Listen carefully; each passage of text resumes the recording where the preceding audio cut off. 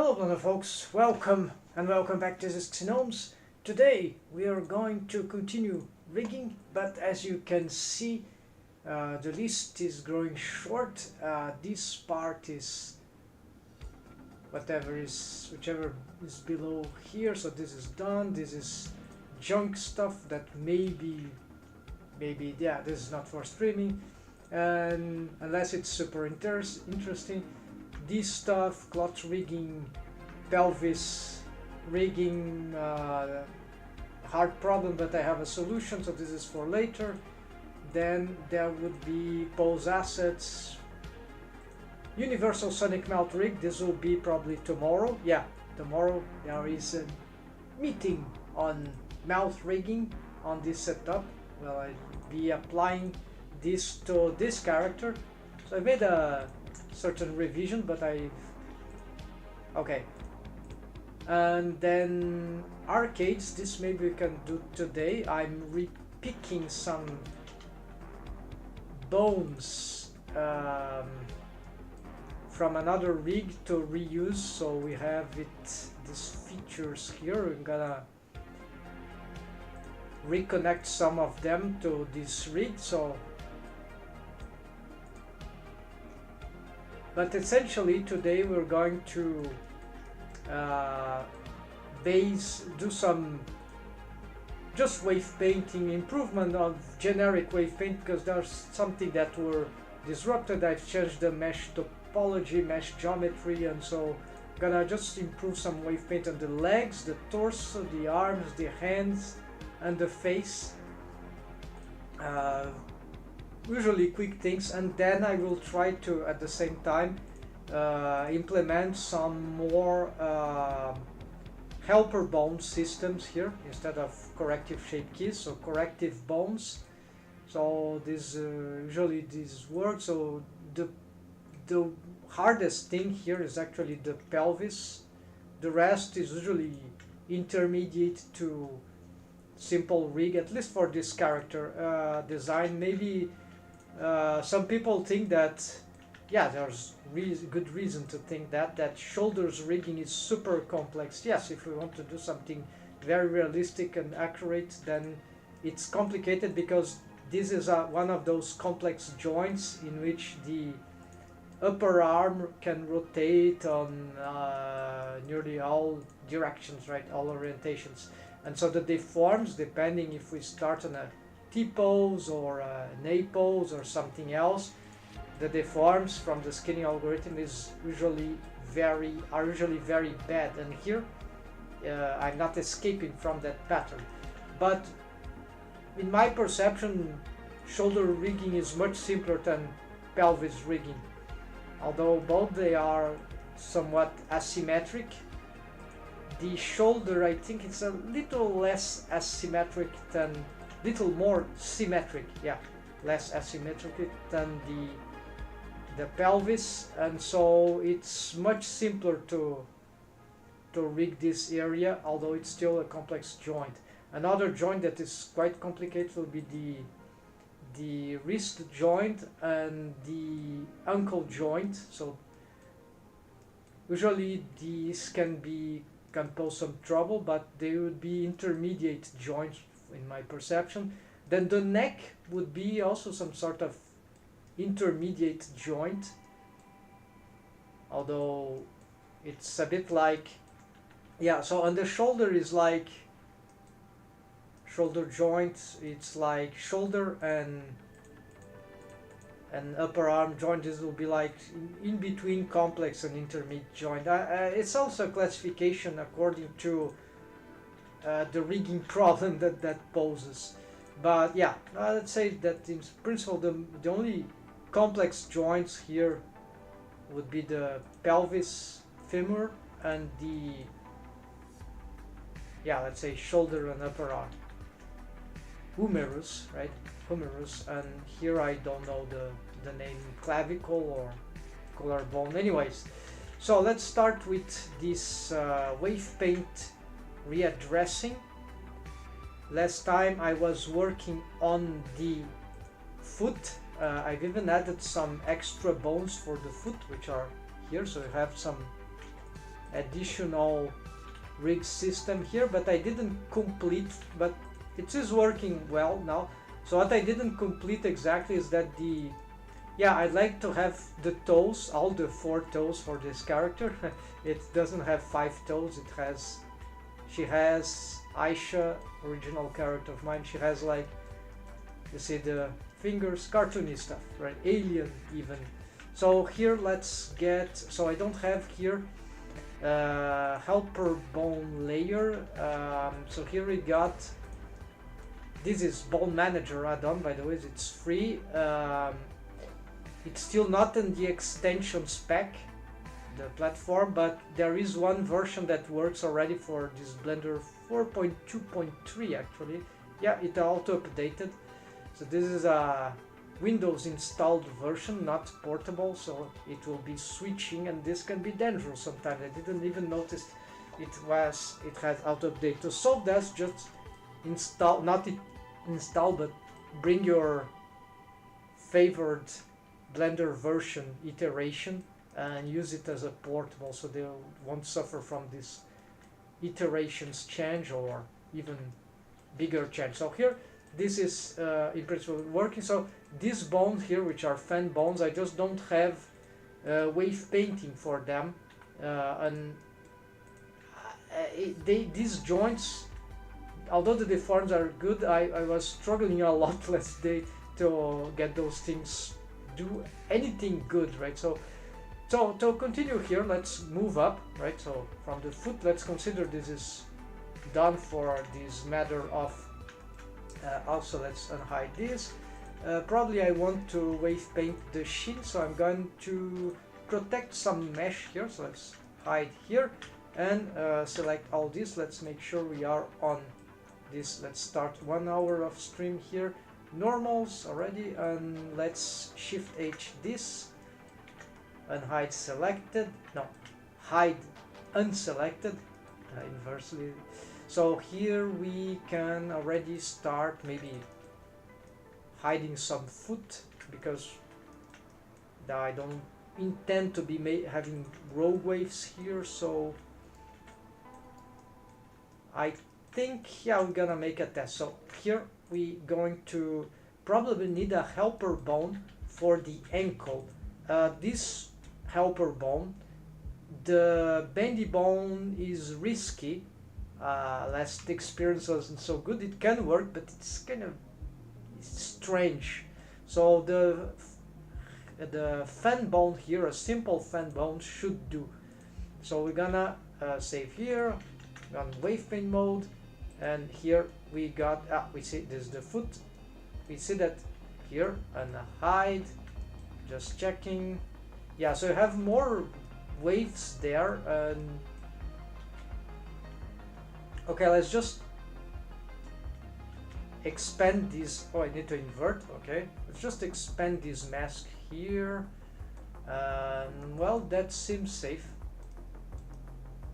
Yeah, okay, this is the equivalent of that, so that's okay. So in principle, this foot is well rigged.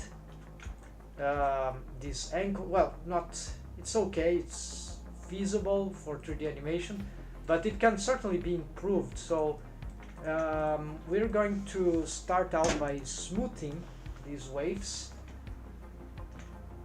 Let's use the mask.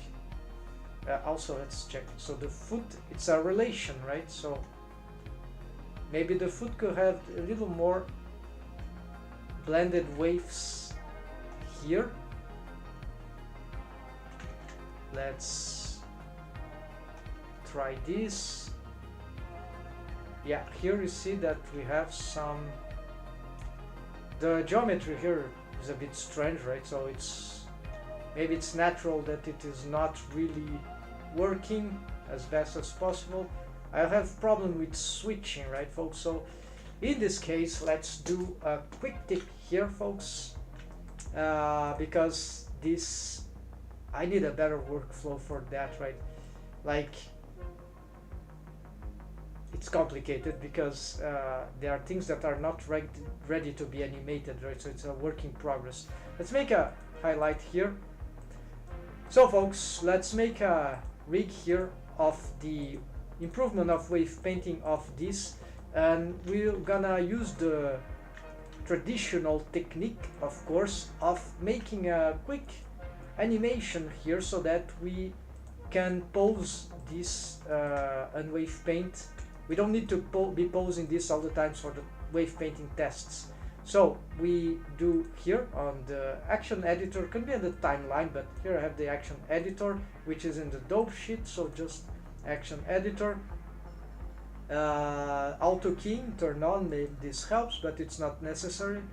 Then I'm going to get my bone here. In this case I just want, just this bone will be enough. I don't need to pose anything else, so maybe we can pose from this. So just add a I to add a keyframe for that. Then we move here a little forward. Let's do this. Also let's change this appearance so that we can everyone see better what's happening here. The light is a bit too bad, right? So maybe this flat is better. Okay, and we'll be hiding some bones, of course. Okay, so we have this pose here, an extreme pose. Then we're gonna reset. I'm just rotating here. Then we do the other one, like reset, then bring up, reset. Maybe we want to assess the other. So I'm doing very basic stuff. Let's do here, and there'll be much better ways to do this, right folks? So this is just very basic, and here we see that we could do some rotational thing even, why not? So this will be a bit too long and will complicate stuff, but like we could reset here and instead try to make some sort of animation where we got some more interesting motion, right? Here maybe we even use some, calculate some motion path maybe. This will just lag everything. Oh, there's too many keyframes. Alright, so maybe this was a bad idea, folks. Still calculating.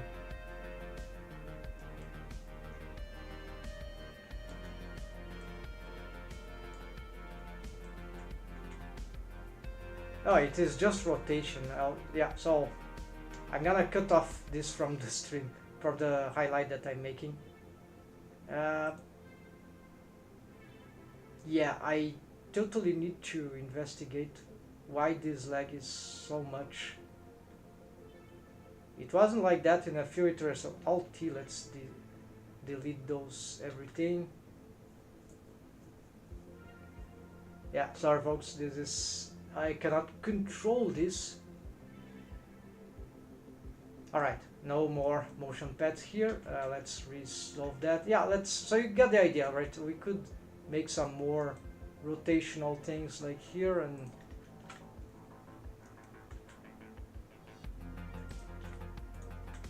so combined motion, and then that might be better. Then here we could maybe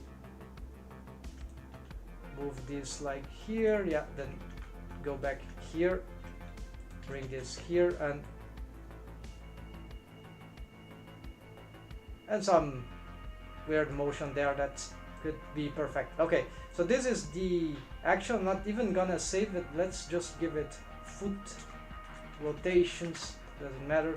So maybe we can use it for later, right, for some tests. So here I can reduce this amount. Let's turn this off, auto keying option, and now I can go back here. Let's hide some bones. So I just need these 3. Let's do a mask here. So I'm already having this, Shift H. So this will be for wave painting.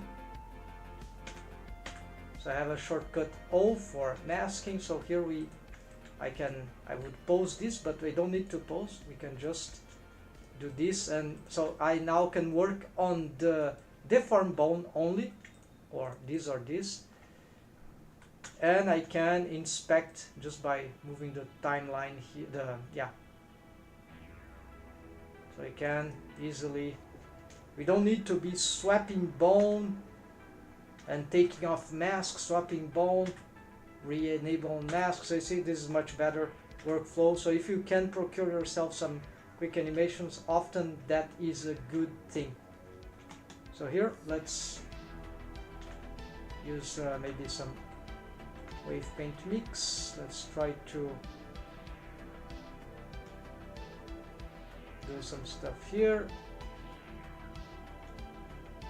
Yeah, but basically this was for the highlight. Definitely if you want to, just don't use this action as fake user, and then it will disappear next time you open Blender.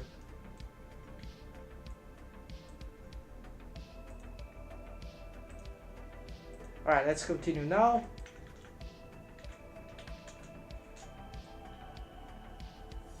Yeah, so this part here, I don't need the mask, right? So I'm just going to, so this bone seems to be lacking some waves here, so let's just solve this. Might have lost some waves here for some process. I'm not using auto normalize option here, so I've added new face edge loop here for improving this skinning. We'll see that later. Also, I've added, oh yes, that's right, I've added another one here.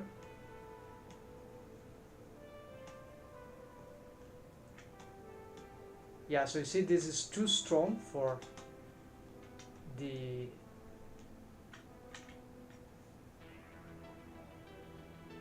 here. Let's move it here so it's be easier to make our tests. Maybe here let's try to, yeah, let's see what happens if I do this.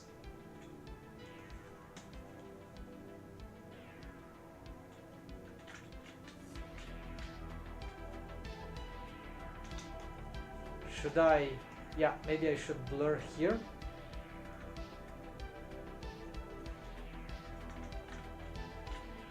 This might be more a mesh geometry problem that can probably improve that. But we'll see. I haven't seen all the possibilities from this condition, so let's try to use a wave paint mix here with some lower value. Maybe this will help a little.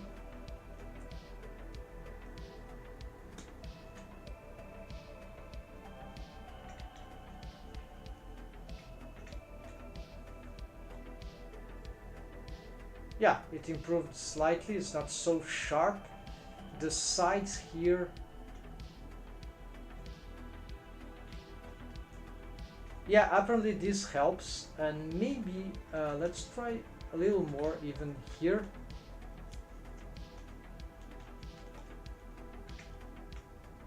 But not too much. This can end up being too much blended.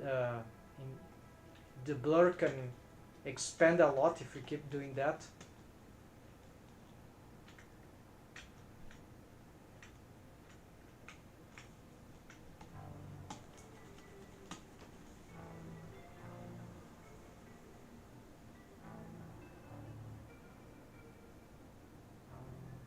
There's some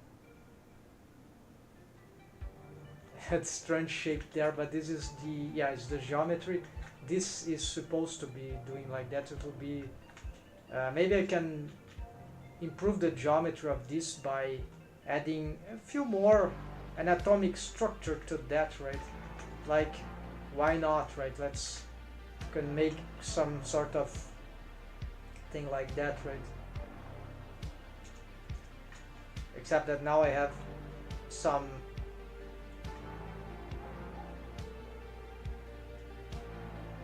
that I have some okay, so that wasn't so great idea, but you got the idea. I should find a way to get this thing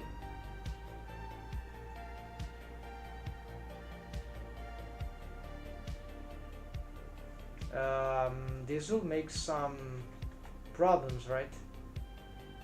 Yeah, it will be creating some unwanted face loops. The only areas where this works is here. So let's see the edge crease here. This is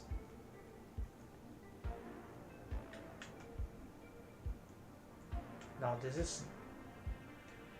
those values are completely wrong. Okay, let's unhide this. Looks like we need some repairing stuff here. Shift E -1, Shift E 0.3, there we go. So now I can, although I have some triangles there, I can certainly, trigons, right? I can certainly have more control of this shape, so it can be smoothed out, right? At least I have this face loop. I can smooth it out entirely.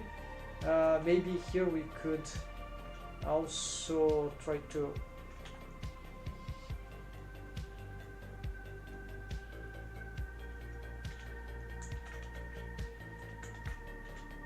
do the same here. So let's move this down a little, X-ray, so you see the other side. So this one is a little more up.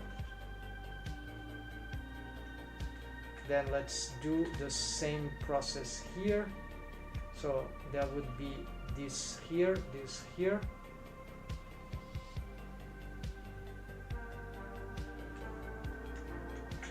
So J and J. I don't think this will cause any problem to the Shift E 0.3. And so here, smooth this out. I can make some adjustments here. I'm using GG.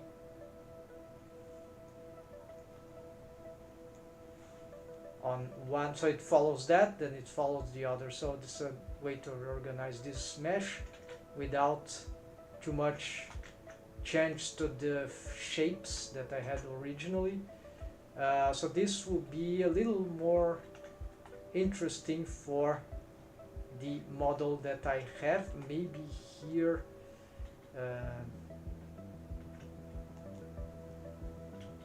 yeah, so here I have some trouble with the geometry. These faces seems a bit too large, but I cannot just push this in whichever way, right? It might be strange. So the shapes here are a bit questionable. Should refer to a model sheet, right? So, oh, I see what's happening here. Of course, the anatomy here is ridiculous. So what I need here is just to try to do this.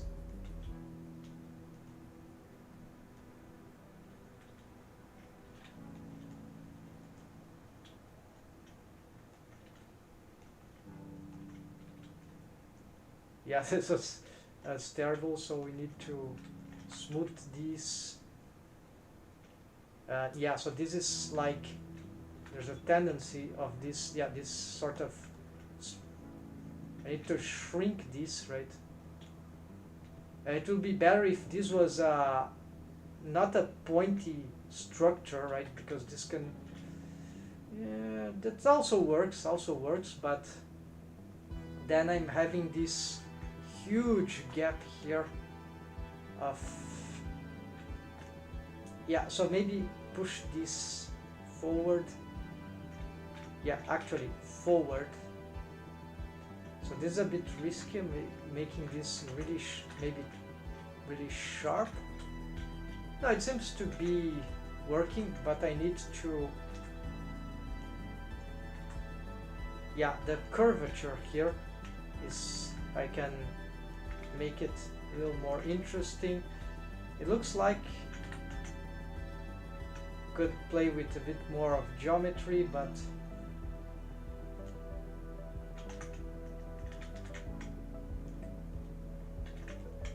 let's just smooth this for now. This part here, yeah, maybe move this up a little. Same here. Let's just smooth this out here. Oh yeah, this totally, maybe this we should be moving up.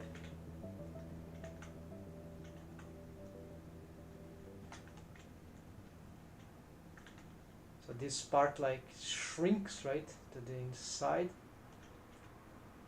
We can do something like this. GG. Let's approximate this.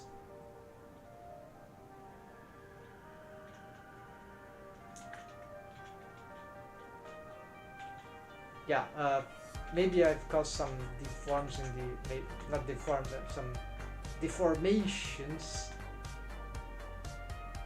unwanted modifications there, but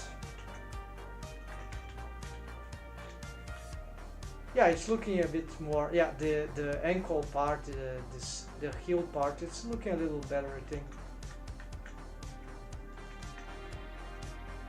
And we can probably smooth this, and also this, just slightly. There we go. So this could be like forever changing, right folks? But let's go back to the wave painting now that this geometry is a little better. Let's make sure that, oh, we have some strange looking here, right, after the change that I've made. So of course orthogonal is always bizarre. Let's use proportional editing here.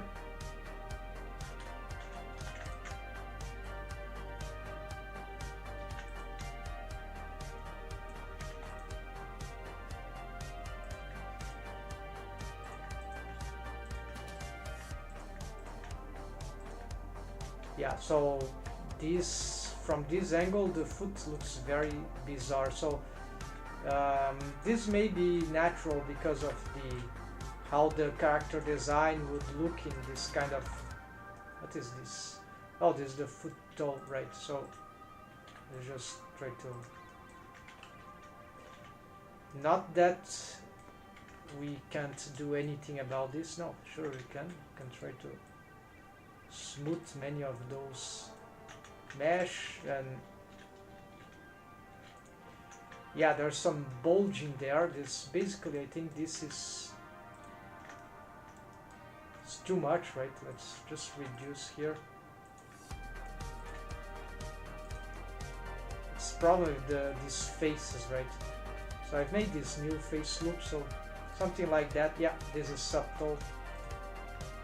Need to pull this inward a little more.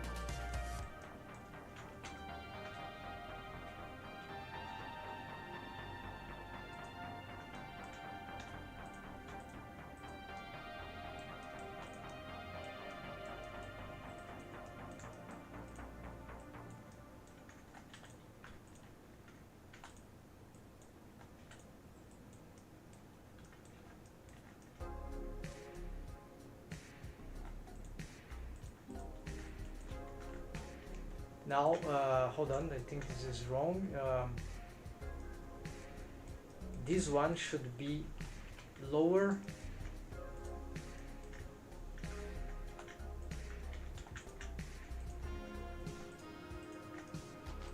Yeah, so let's pick this. Bring this also, yeah, bring this here. Then let's pick this one. Bring this up. Maybe some rotation here.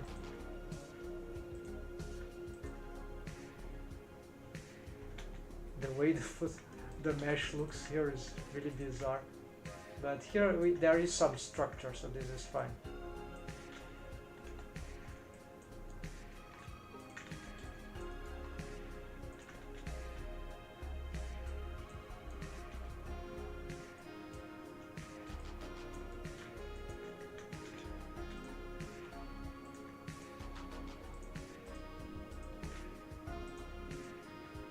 try to align this here to the center of the leg.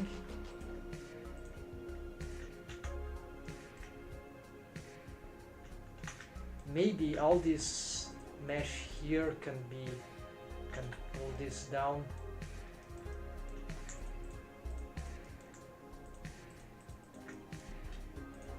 Yeah, a bit more like that, right? Or just these ones. Let's move these things up. We have rotate these, move this forward, move down.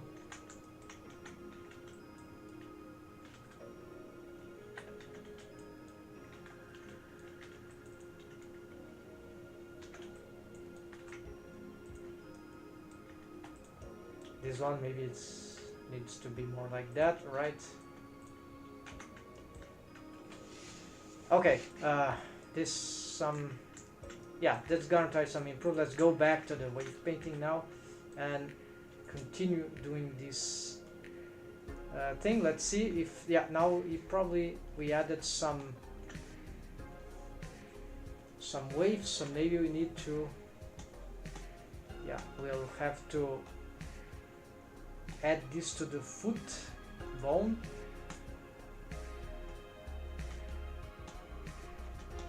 This is simple.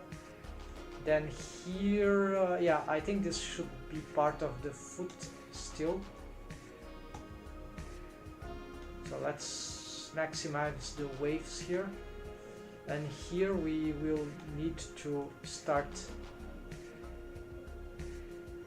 considering where the blended waves come in, or actually, yeah, the smoothing. So let's make a less smooth thing. Let's try to smooth these ones so they are not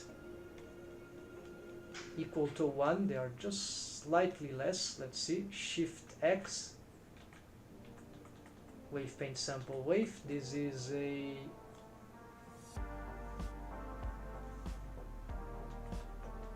it's quite less, but that's fine. So let's now get, I don't have a mask here, so this could be dangerous. Let's go back and do the masking thing again. This selection I want here, and just this on normals. There we go. Also, we don't need the foot, so let's hide here and hide this too. There we go. This should be sufficient. Alright, then here we want to this geometry, good idea. So maybe here I could get a little better geometry here, right folks? This is strange. Why do I have this thing, right? So merge at last, inset, and let's make a, okay, so what's happening here? Let's use the mouse maybe. No, it's proportional editing. Alright, so, and also individual.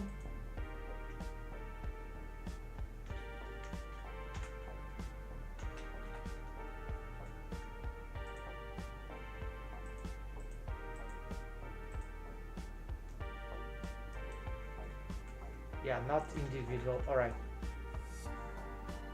So I wanted this. So here. Yeah, so this will generate a few more face loops, which is annoying, but this will be much better for the shape. And for, not that this will deform a lot, but topologically this would be a bit more accurate, and so this can free some vertices, some edges here to be smoothed out in some other ways, and we can also spread this mesh a little more, and maybe this one too, and even here we can have more freedom to handle this part, and this can although you don't see too much. The results, this probably will be beneficial to, at least it will be more regular mesh here, and this is usually a good thing for rigging. And yeah, it's better phase loops, it's much better, right? So here let's go back and gonna make sure that the waves here are correct. Okay, no problem with the waves. I don't, yeah, this bone, let's go on here and look for this. This is better. Good idea, use the control bones to up them as, oops. Alright, let's go back. And so here I want to smooth these waves here. And I don't know why the foot would have waves there in this area. This sounds completely wrong, so let's take this off. Here maybe could be useful, but I think this is not necessary. But you see some slight motion there could be handy, just here. So just like this can, although strange, this can be, these blended waves can be beneficial. And see, we have apparently quite good results here.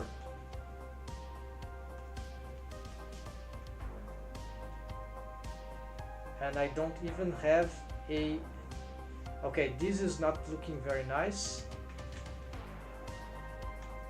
And the deforms here are a bit crazy. Of course, this is the cause. These waves are terrible. Let's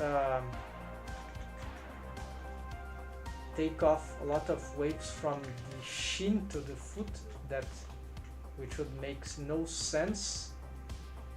Yeah, so let's revise this. Take off all these waves here, and let's see. Yeah, so now there's this, it's bad.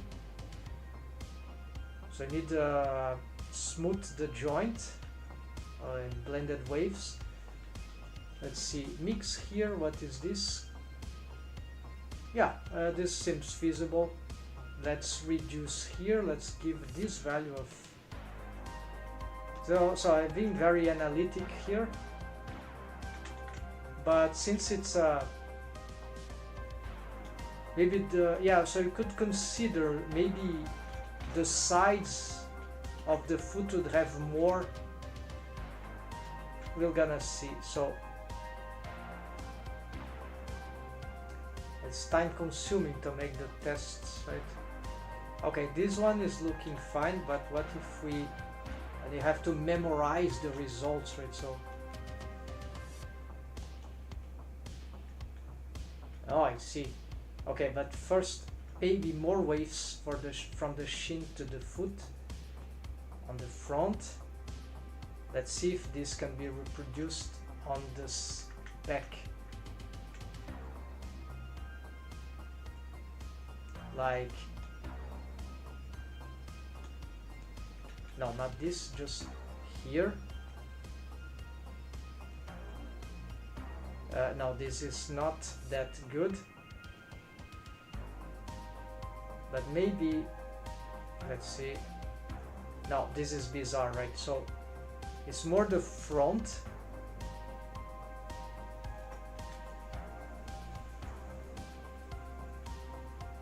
So the front we want to be a bit more like that.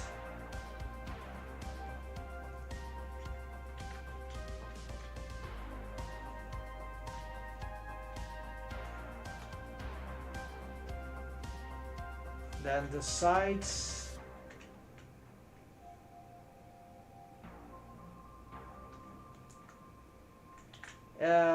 it's always a relational thing, right? So the solution works like because I have the foot have different waves, that have certain types of waves, right? So this is the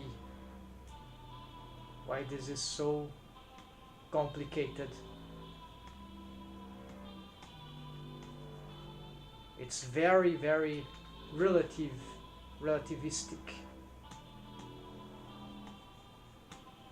The inputs, in rigging and Blender at least, but probably it's rigging general, they can come from all sorts of stuff, right? Features. In this case, we're not even using yet a helper bone, right? But you see, by just blurring some, that's not a chaotic way, I mean, but by just blurring you get some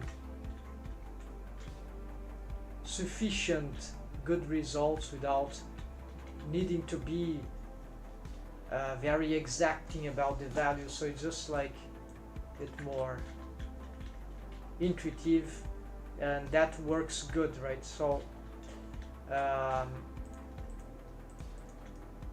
yeah, so I think this, although there's something about the mesh that I dislike, this sharp, oh yeah, maybe this can be solved just by, yeah, so maybe here is just need to pull this in some direction.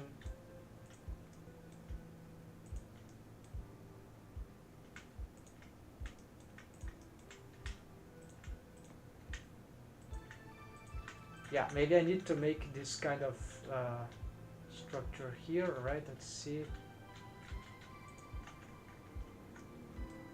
Maybe here we make this thing a bit larger to the sides. Yeah, so I don't have this immediate effect. Yeah, it's still bad, but we'll slightly get some improve. So here, indeed, let's see the outer rotation. Yeah, this one. Of course, this rotation is the least important. This can be strong. This one is usually lesser. So the posing here is exaggerated.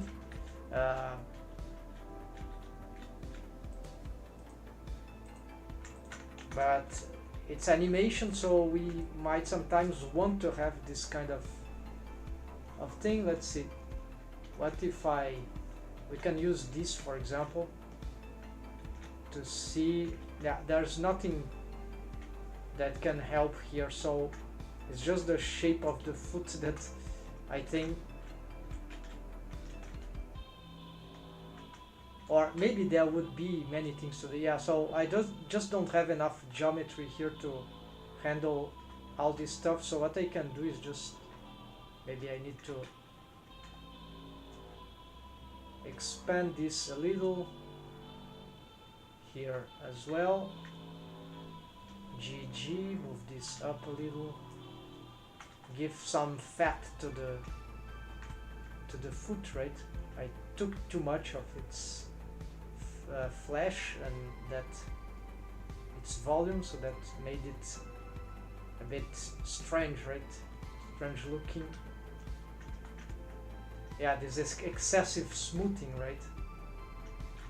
Ended up being bad for this. Of course, it's still, as we can see, this is still not good. So here maybe I can pull this forward. This, let's move like here. This already seems in good position. Yeah, there's still this sharp shading, but this is, maybe it's normal. Let's do the helper bone here at once. So I'll do a fan bone for this. So I'm gonna, yeah, so a good movement for a highlight, folks.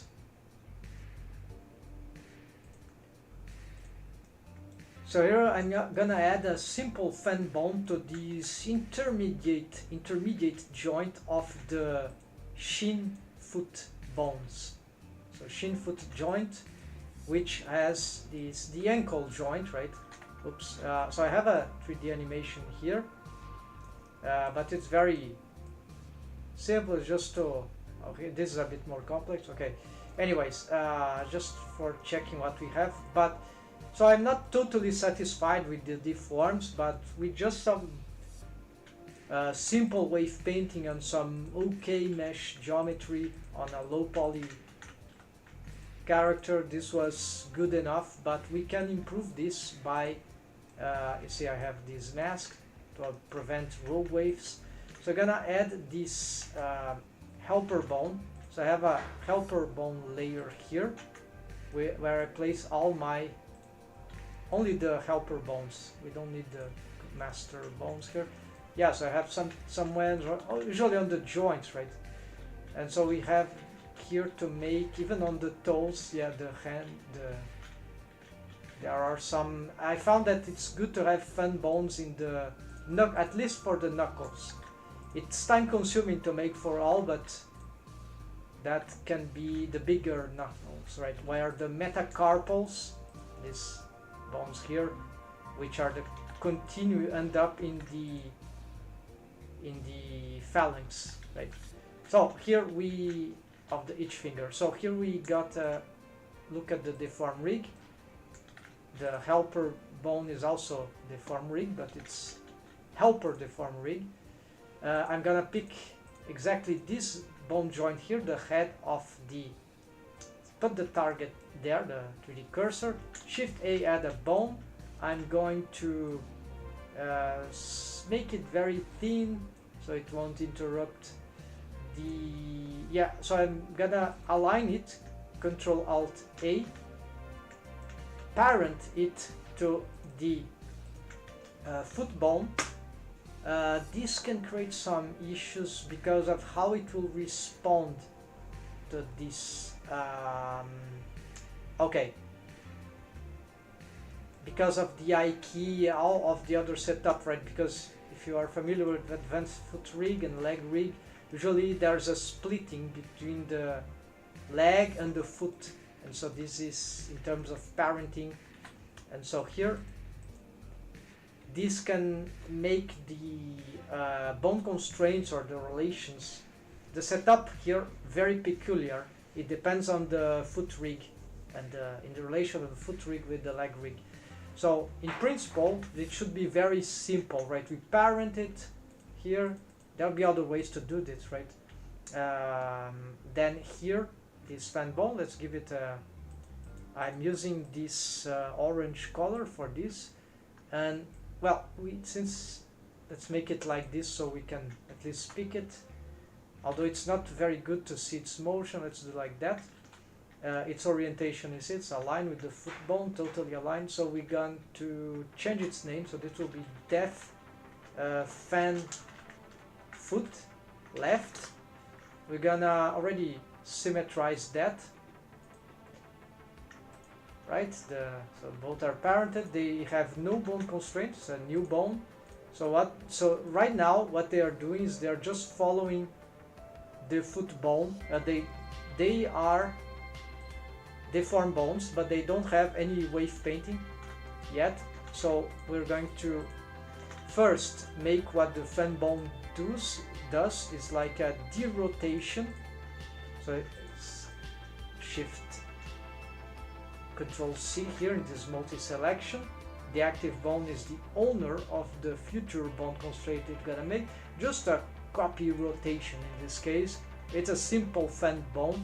So the idea is this derotation. This is why it's called a fan bone. It's like gonna rotate in a different ratio from the, so like here, let's do a local spaces, an inversion for all of the rotation, since the ankle here can rotate in all directions, right? It's crazy, right? It's but still an intermediate joint, right? So here usually we want a derotation of about that when the foot bone like reaches about 90 degrees rotation. I don't know, when it got an extreme, this rotation is like, okay, maybe I need,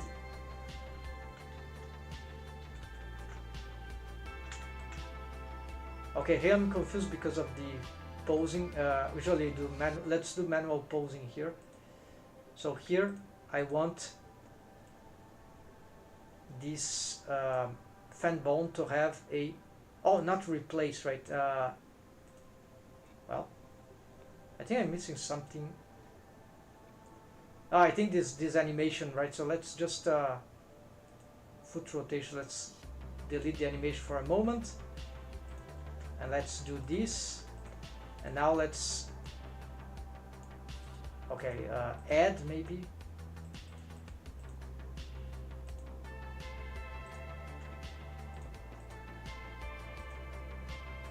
Okay, so you see the problem is happening. Probably this is not the rotation. This is not doing not. Oh, yeah. So this is not doing nothing because of the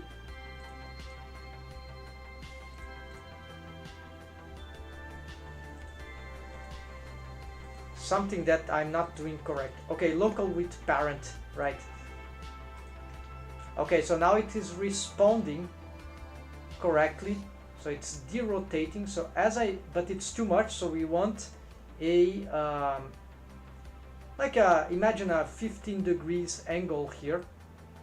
I don't know what will be the equivalent of influence, and so this will happen on all the rotations in principle.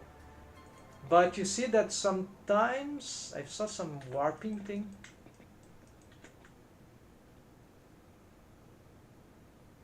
Yeah, this is not good, right? Absolutely not good. So this is probably this replace, I guess. So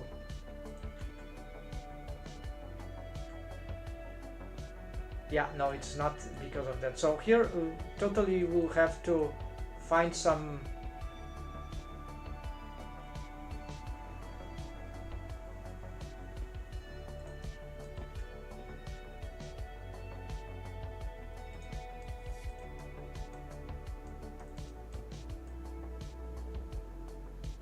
yeah, this is not working, so let's try this. No derotation.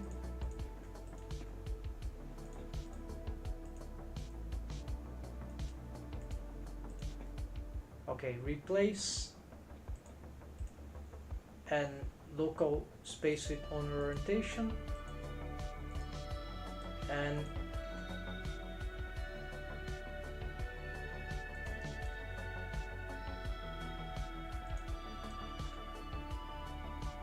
alright, now it doesn't seem to be warping,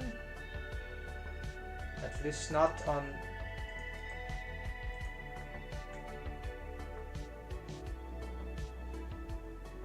by this control bone. Okay, this is good. Okay, so here seems to be the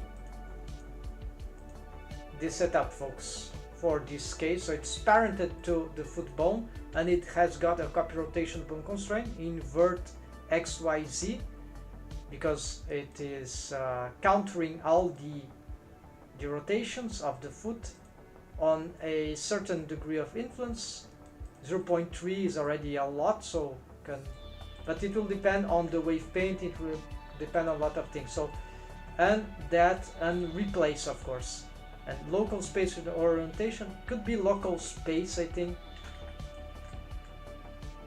and local with parent, since well, using the parent. So here let's use this.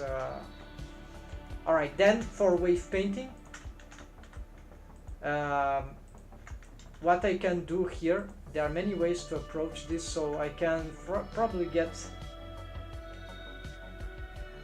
yeah, let's do manually. It's always in this case.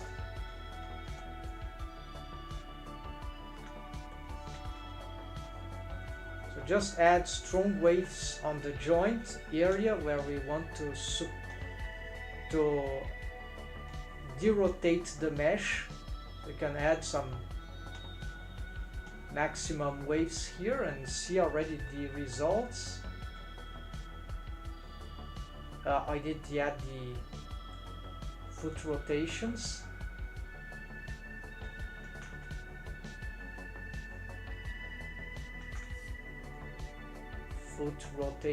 Alright. Okay, so you see this is too strong, so this is not good. So we're gonna maybe use some smooth here, and so we're gonna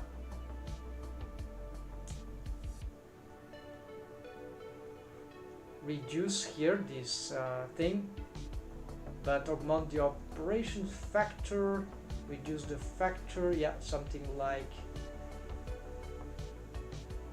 yeah, maybe we want to expand just a little. No, we see that this doesn't help too much, so after we use this, let's just maybe blur this as part of this helper bone. Also, let's blur these areas around the ankle.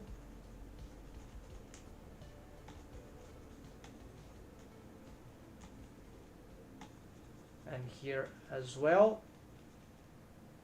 Leave the rest there. Here maybe we want to blur this area too. Just so there's a better curvature maybe.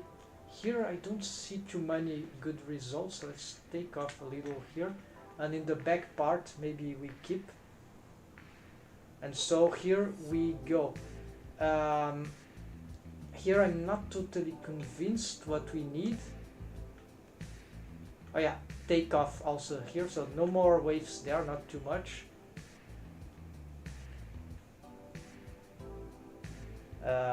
Here, of course, this is very... Oh, we can do that, alright. Or that. Or both, I don't know. Let's leave. So here we can use another technique, radial.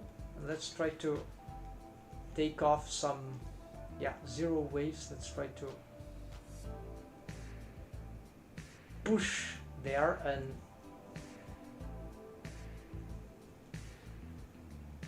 smooth here. Maybe, yeah, let's use the mix here, maybe augment here.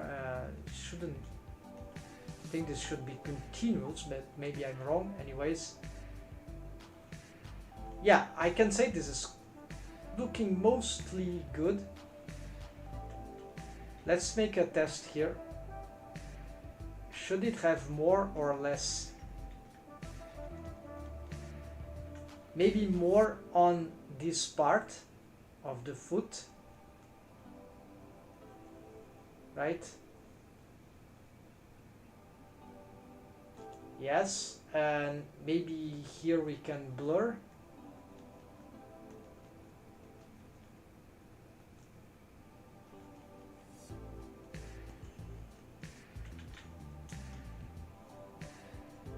And then for this part we are also gonna blur by a lot and see the results.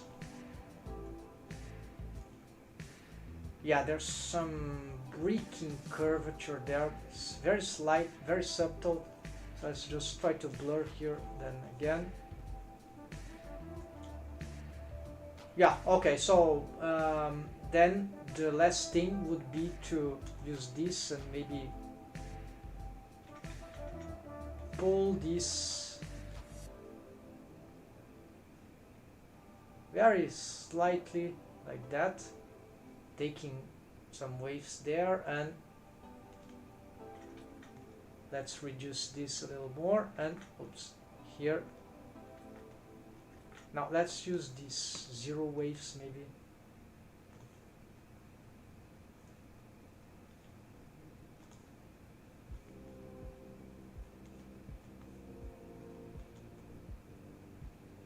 Okay, so it's not super, it's not perfect, but it's looking quite good, right? So here it's just gonna, yeah, with the small risk of ruining our progress, but I've reduced the smoothing power here.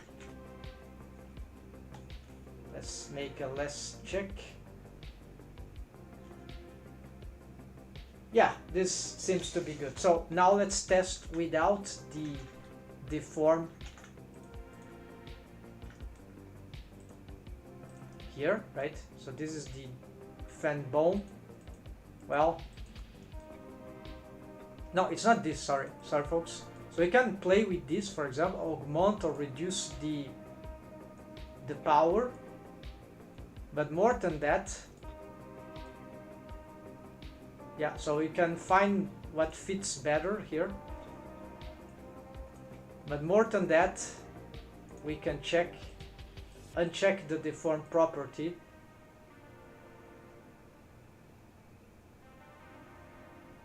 In a case like here. So you see, it's not doing a lot of progress, but let's say that if we don't have this, certain things would be a bit more strugglesome to make. In certain cases, this is really good. In here, really, it is not being super cool, but it allows a little more tweaks in the rig, so this can be helpful in many ways, and I expected more results, but I don't know, maybe the way I've been rigging the joints already it's working okay on its own, and the fan bone does, or other helper bones are just not helping that much. There will be certainly better techniques or better ways to use the technique I'm showing here, folks. So there's a highlight, another example of a simple fan bone helper bone. Alright, so we got that, and I think I can delete this thing. Let's just make sure it got the wave paint mirrored. Yes, I'm using a mirror modifier, so this is automagic usually. So here I need to make sure these bones are indeed in the right,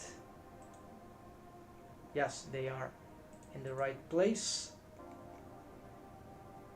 Let's get now to the sheen, and now we address the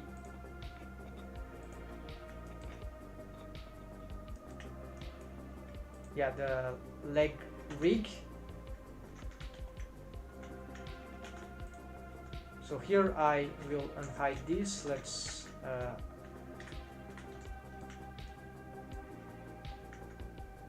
so here I just want this, actually this, Shift H, there we go. So gonna work on that. This will be a more quick revision because I already have made a lot of adjustments here. We also want the helper bone, and to appear we got this one, and so just these bones and maybe the foot and maybe this one, there we go. Then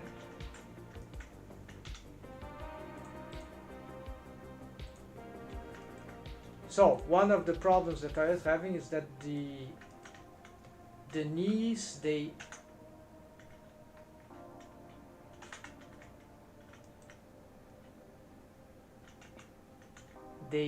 have too much volume loss there by the end, but now that I have a little more geometry here, we can probably improve this with not so much bad consequence, right? And also smooth this out. Yeah, so I've made another face loop here, so face loop, basically this face loop, so to improve the quality of here. And now that I have this, maybe you can do something here, not sure, this is slightly experimental. Then we bring this inwards, I don't know, so we have this sort of shape there. I don't know how it will deform. Oh, this is looking a little better, okay, incidentally. So here maybe I want to pull this here. Let's do similar strategy here, and also this. Let's smooth and expand, pull this down, smooth, no, GG, smooth, GG. Let's also maybe GG, GG. Let's make this more angular. Now the shading is, let's pull this forward, GZ up now.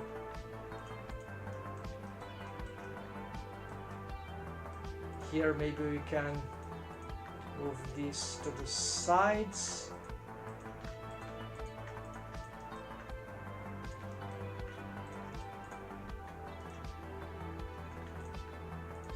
Trying to centralize this, if there is something about it to be done.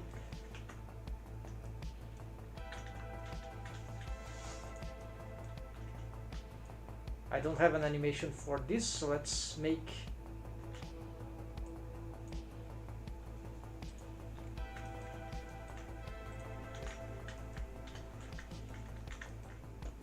another highlight here, folks. Now let's make some improvements on the knee joint. It's a simple joint because there's a lot of symmetry here. So I have the anatomic symmetry, right, for this joint. So we have these two bones and a helper bone, so that's just it, and this is already working, but I've created in this low poly mesh this face loop and this face loop.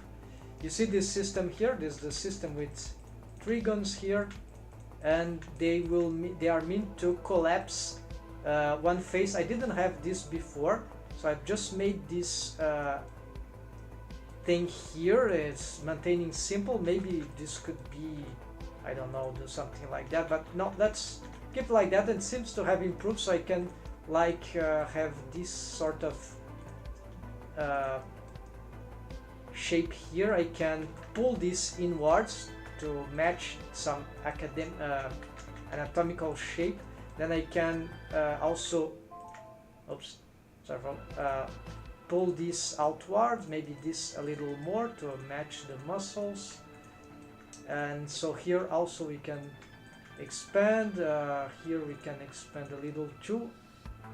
Then I can, yeah, I can try to pull this, so this sort of helped in many ways according to my immediate tests that I have here. Then I don't have a good face loop for smoothing, yeah, so maybe it would be nice to have like an inset. I'm tempted to do this, but I don't. This will be more to make some sort of geometry like that, but I don't. I suspect this is useless in terms of rigging, so let's try to, like, if I were to pull this inward like that, let's see if that's, oh, I don't have the animation, right, so I'm just showing some details. So would that deform in any decent way? It doesn't seem to be doing anything bad. Alright, so good thing of that I can just smooth like, but it's not perfect. What I really would like to have is to have more. Oh yes, we can have, exactly. You see, I want these walls here to be a bit larger, so this, even on low poly, this seems plausible. Here, GG, let's try to, so with a few more geometry we can have better shapes overall. And so here, if I smooth this out, so I can have still this going inwards but maintain some structure there, which is not looking very pretty right now. Maybe I need to pull this to the side and maybe get them more to the inwards. Here it's not totally clear what can be achieved. Yeah, low poly, we have some limitations. Oh, maybe we want this sort of shaping here. Yeah, this makes sense. Maybe this, we can try this, and here. So maybe here we can try something slightly different. And as for this is too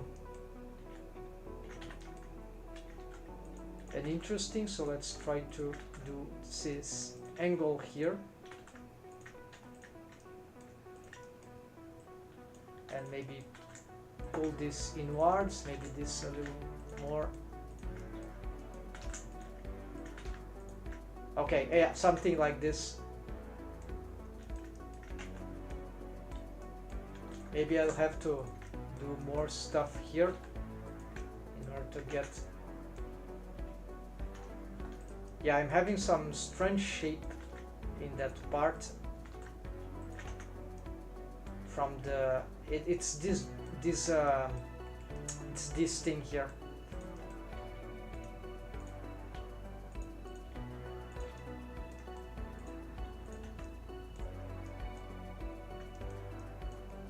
That doesn't mean that it is bad for the rigging, but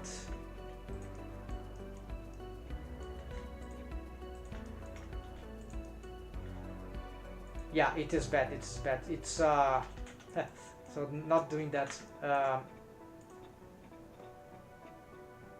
Let me cancel this highlight just for a moment, and I'm gonna retake this when I have a good solution. So this is actually not... Yeah, it was interesting, but the problem is this 6-star pole here, which is not a good idea to have this, especially not in a place like this. So it's helpless because it has this already doing all this. So apparently, yeah, and this also is causing the same problem. So if I want to preserve this structure, really there is little I can do, I think. Yeah, I have to make a complete different structure for that, right? Pulling like... Oh, I see what I can do. All right.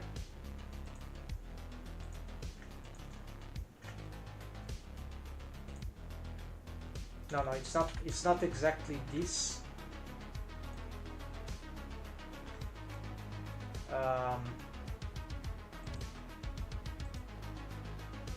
It will be this, right? So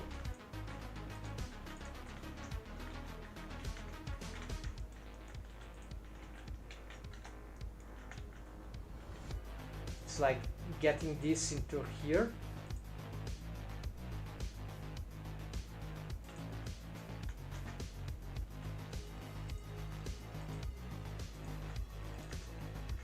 Yeah, so it's the same thing, so except that I'm getting it from another, right? From this one. And so now this means that I can have the same structure, maybe, of the same system without this compromising of the... Well, I cannot have these ones, right? Yeah, there is some difference. Oh, I think I have I was messing up with this trigon, right? So okay, 0.3 there. And so here we're gonna do the same thing.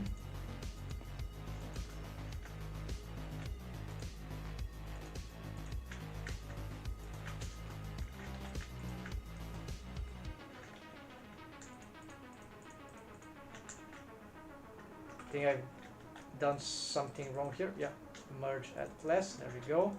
Then I can dissolve immediately these ones.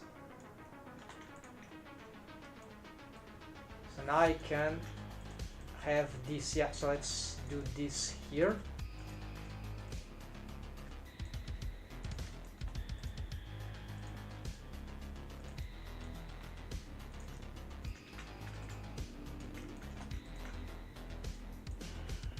Now I have these wall structures here which can help pull this outward, pull this inward, and this even more, scale this down, and maybe this is a little too up, so it's just...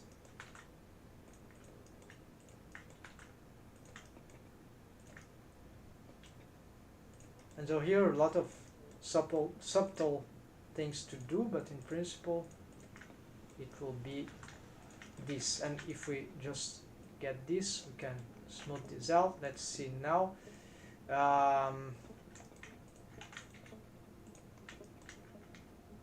The wave painting, right? We've created something new, so let's just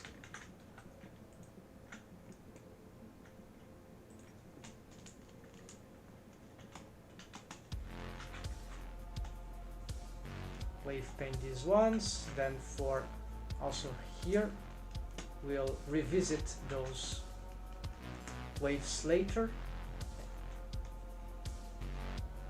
Then the helper bone, yeah, it's completely bad, so let's just edit whichever. This is probably all wrong, right? So just simplifying this for a moment. And also we can take this off. Yeah, let's also take this off. Let's just leave it very simple like that. Have difficulty with painting these parts with precision. Okay, this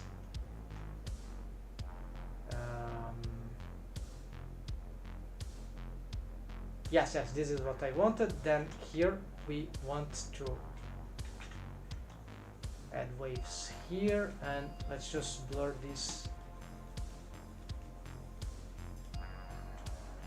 and maybe here too. Yeah, so just yeah, so I'm a bit like a little destroying what I had before, but that is okay because this is a completely different geometry from that part. Let's see if this addition will, an atomic addition, will do anything of interest. Yeah, already I think I have a little more easier way to preserve the geometry. No, not so much. Of course, the wave painting are terrible. Let's see temporarily. No, this is. Let's leave the helper bone as it is. So it's just.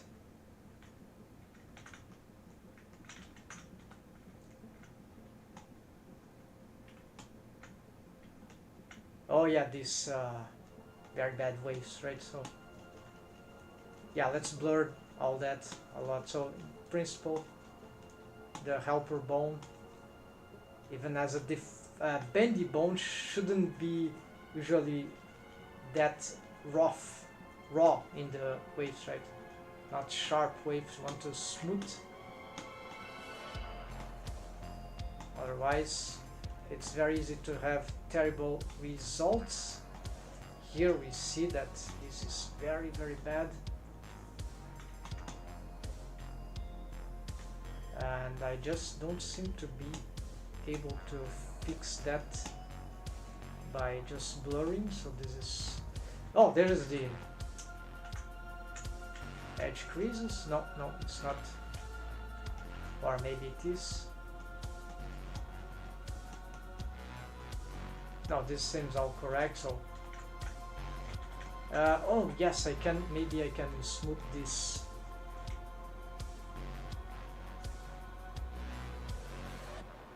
Let's see.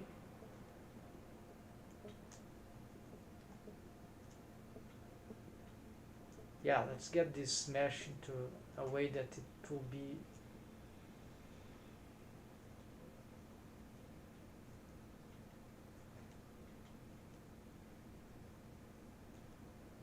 oh, now that I have these, I got an idea. So maybe I can do this thing here. Try to smooth this slightly.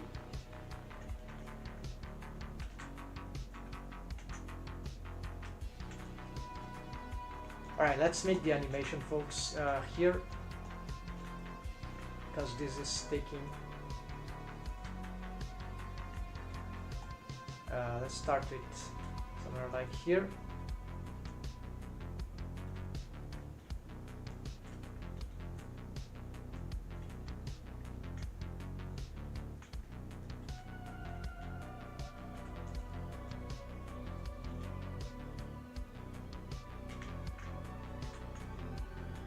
Yeah, that should be enough. So this we Shift D, that is fine. All right.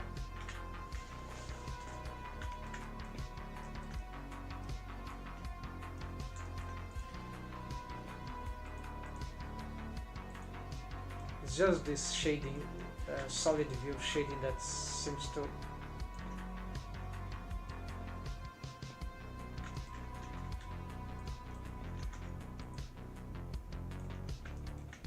Right, so apparently we are getting, yeah, still getting a lot of volume loss there. Terrible. The joint is kind of smooth, but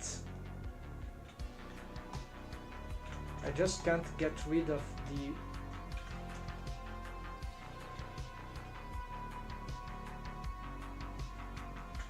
excessive volume loss rate.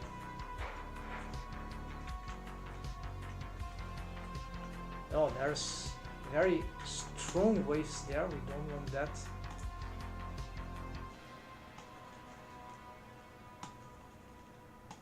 Yeah, why those waves are there? So let's do.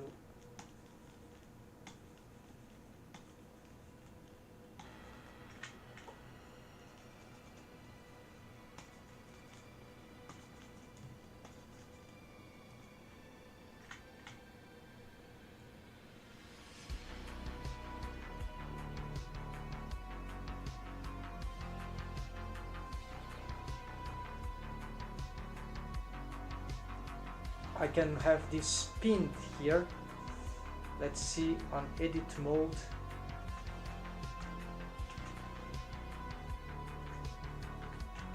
This is for the mesh, right? So too annoying.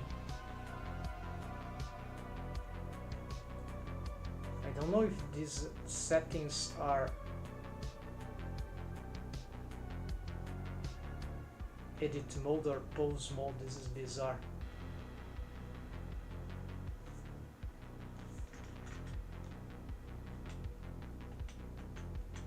How do I know?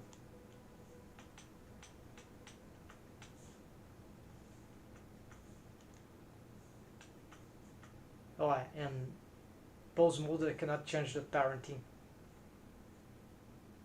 Alright, so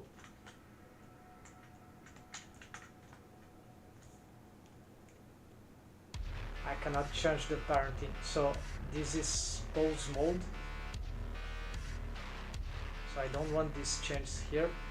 Unfortunately, we'll have to edit mode.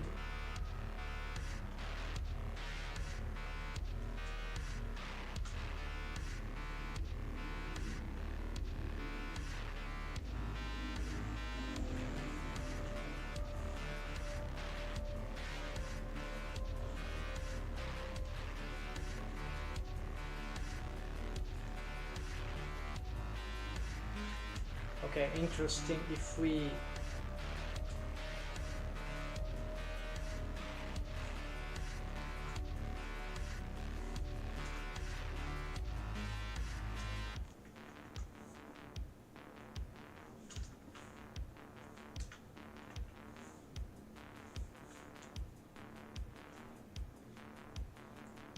yeah, so we want more here, quite more.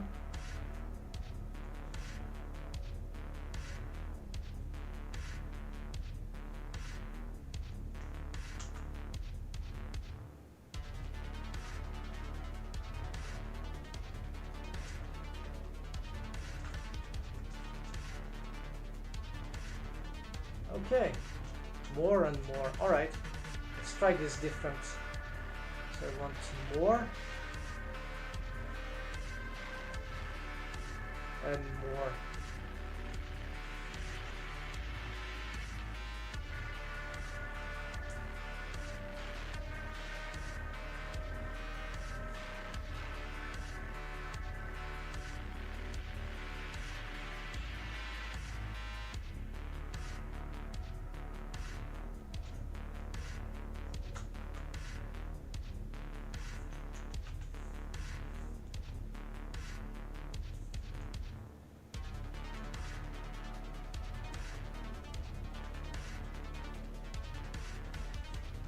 nothing here seems to preserve the waves, so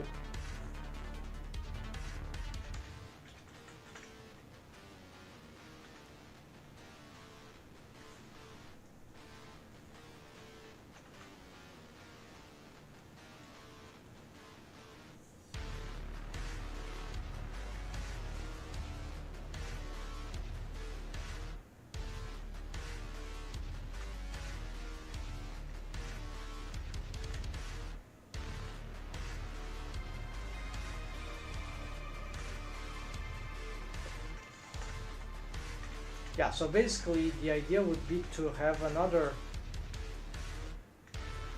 system to make these waves to be preserved. So this is tricky.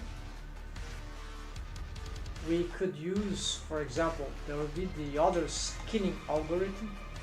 Yeah, so takeoff waves from here is already a good idea, right? If it weren't not detrimental, right, to all the rest.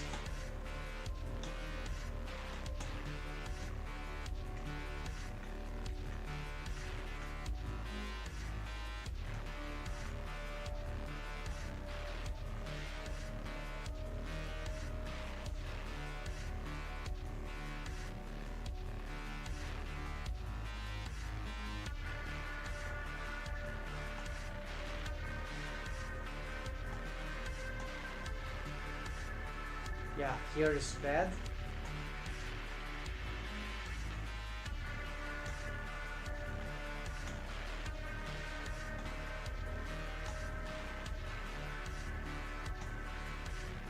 Yeah, this can help, alright.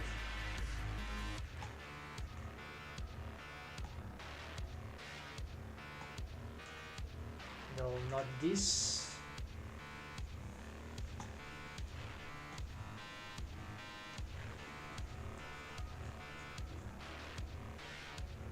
Interesting. So keep them.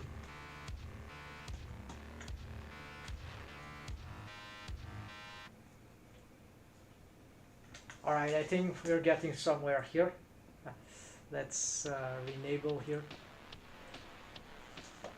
So folks, apparently by getting more waves here and taking off waves from the type here, this will help in preserving the volume, despite there are some deforms there that occur a bit chaotic because of the geometry here, but it's sort of working. Here same thing, no waves here, not also we are not doing too much waves on the joint itself from both, right? So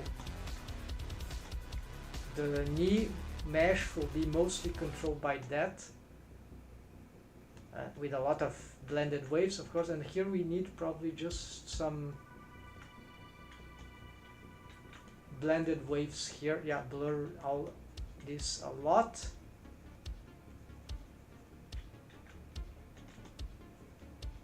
And here probably,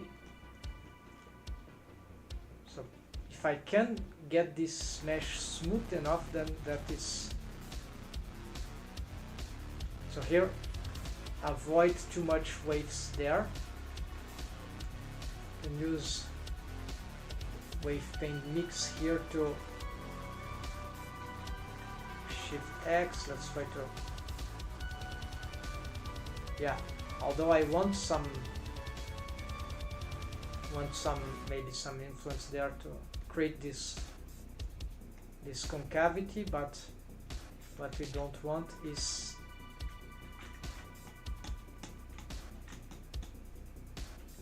yeah, so this part is a bit messy, but this should be also because not a big, yeah, the irregularity of the geometry is being terrible on this part, but it could be that other bones here are terrorizing this mesh, right? That is mostly its irregularity, so this can be easily fixed if I just avoid the way I place this stuff, right? So maybe getting this a bit more regular should be better.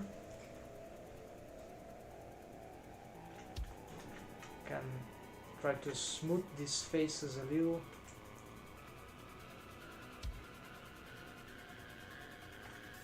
Get Blender, with smoothing, let Blender interpret what is more regular.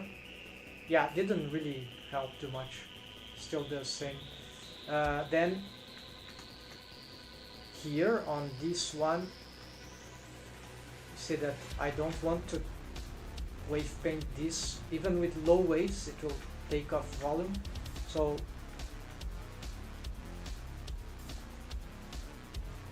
here, though we can want the need to be sticking out, so here we could consider this, but not in the front.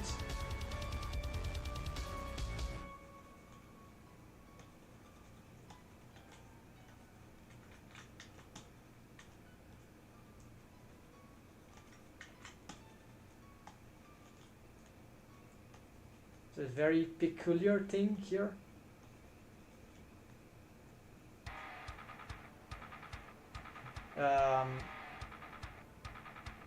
But yeah, we got the problem of the mesh irregularity there. So this is like this is the geometry here that I need to make up my mind. But you see, it's getting some interesting result. And here now let's try to see what we do with the helper bone. Okay, no waves here, not that much. Here it can be, also let's not use the strong waves, this is just testing. We want something like that. Let's see where this will be handy. Oh yeah, if we get some waves here, we can maybe create some smoothing.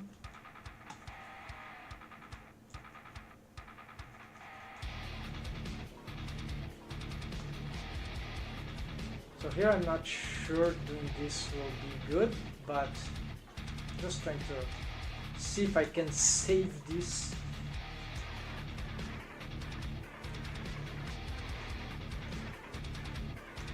Yes, the helper bone, they can have more blended waves into the rest of the, yeah, in this upper part, so it's not, usually it is not too bad that it happens, but here we see that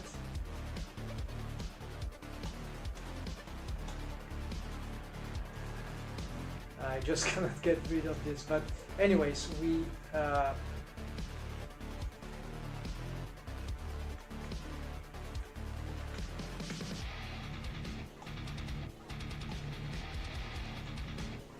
and see, let's see if here we can get away with some, if any strange waves here will be beneficial. No, so let's maintain this bendy bones more or less smooth like that, and you see that in principle this is working nicely. Wait, not so nicely, we are losing some waves there. So the thigh bone, let's make this thing here to be sticking. Maybe here I'll mod a little. Here this will be bad, but maybe we can have from the thigh here, like just something like that, since it seems to be helping the knee. But then of course here we see that something are bad in the, so I pinned this thing, but this was for the relations.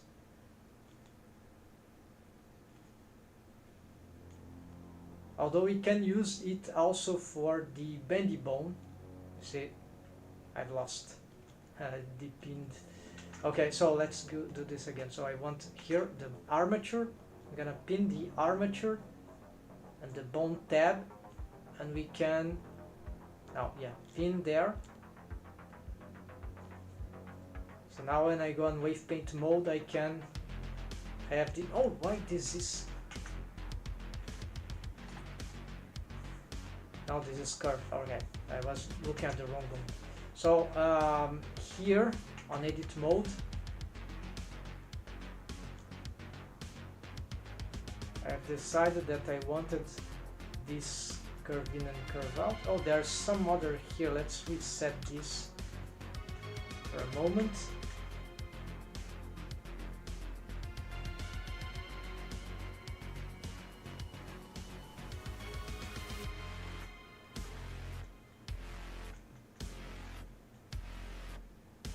Yeah, these highlights are messy. Sorry folks, I must cancel this highlight.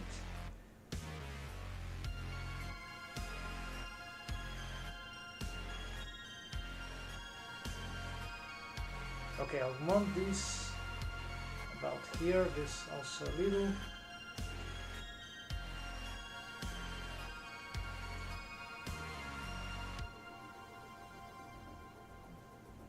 Okay, so I'm worried about the point, the tip of the lead. I don't know how to.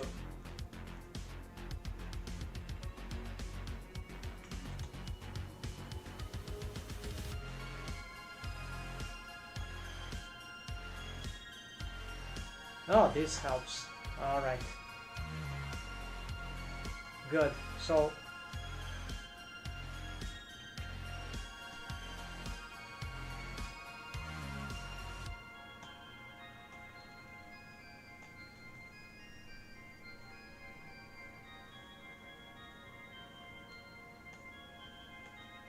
and some blended waves there.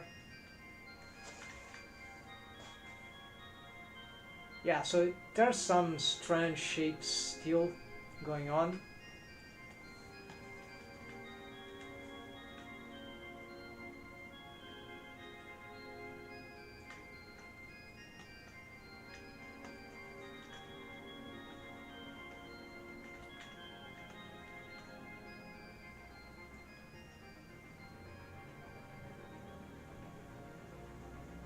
But awkwardly, many things are sort of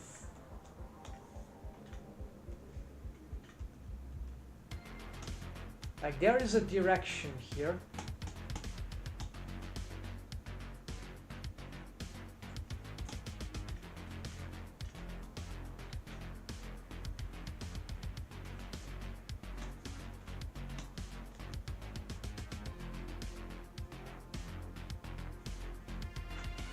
Let's try to make this mesh a little more regular again, because that helped.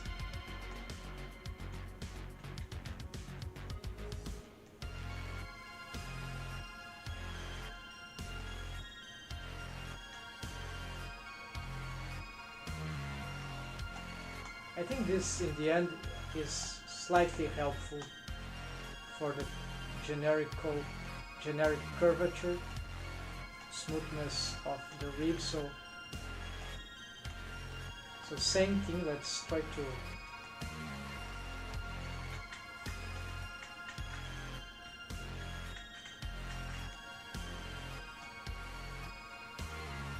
do some very tiny smoothness of this.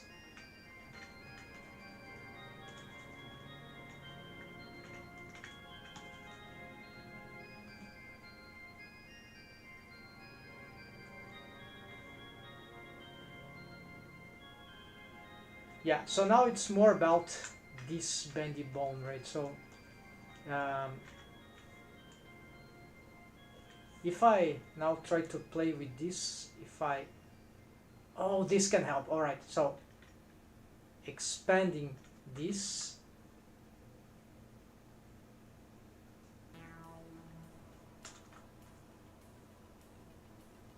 Oh yes, negative, positive. All right.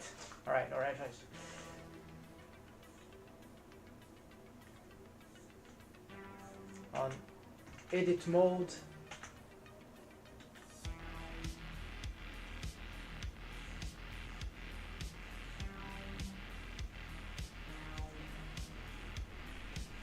Alright, let it be the solution maybe for this.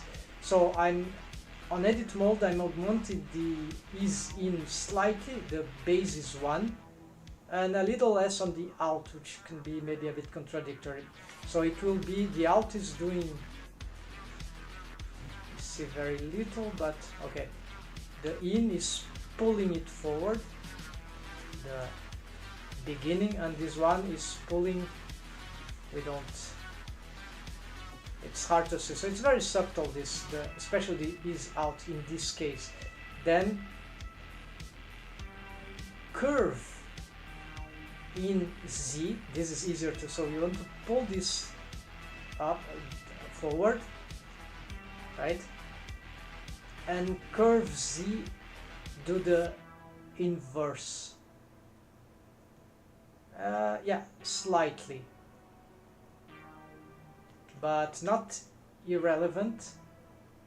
So now when I go on here, if I test these values, okay, they are already here, but so this will be augmenting. So I see I'm pulling the mesh of the point of the knee to the, and here by the negative I'm helping creating this curvature here, which sort of helps in the volume preservation there. I suspect that would be the case. So here maybe I can just reduce these values a little more because they are too strong, and more play with the others.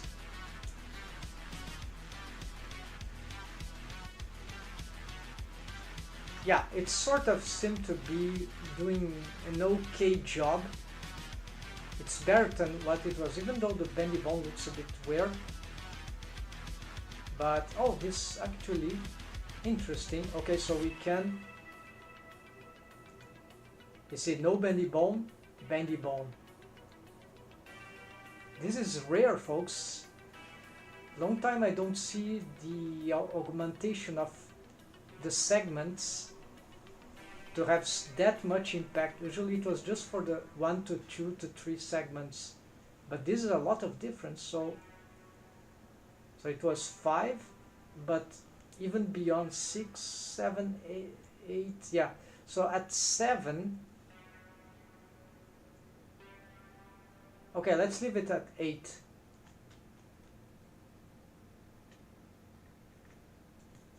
No, it's a 7. Okay, let's leave it at 7 then.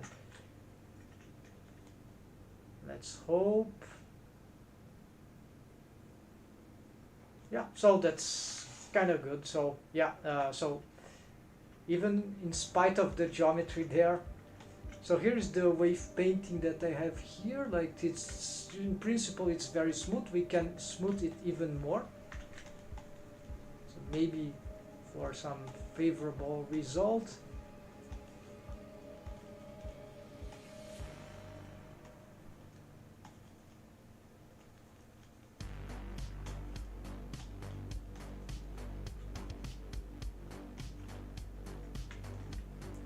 Yes, so I think now I'm sort of satisfied. Yeah, finally. So this looks, it's not perfect. We could make some other systems that could, yeah, it's not, there are some problems still on the mesh, but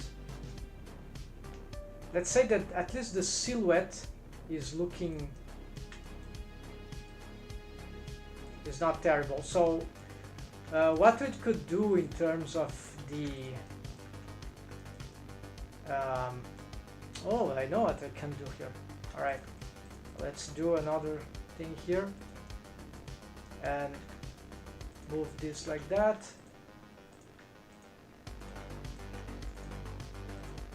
By creating this, I can improve a little of the knee shapes without too much compromise to the wave painting, to the low poly strategy, right? Still super low poly, but with a little more, just a little more geometry, so you can have slightly more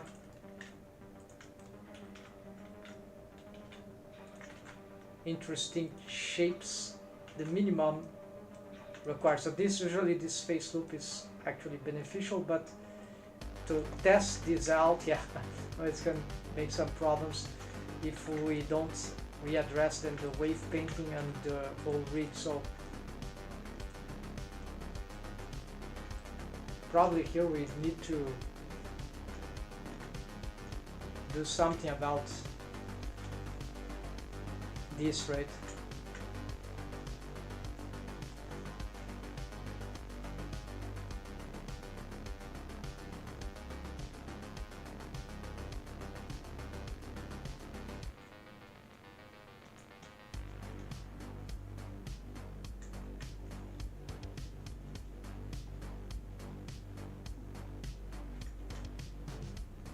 Using the mix brush so I can control this exact shift X.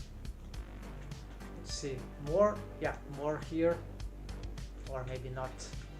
Yeah, maybe just blurring this, among the blurring. Here, this is questionable what to do.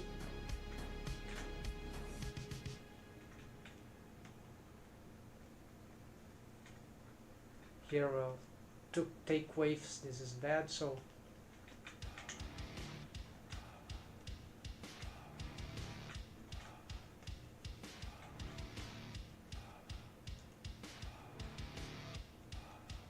just augment these waves a little and then perhaps smooth here and yeah, not there.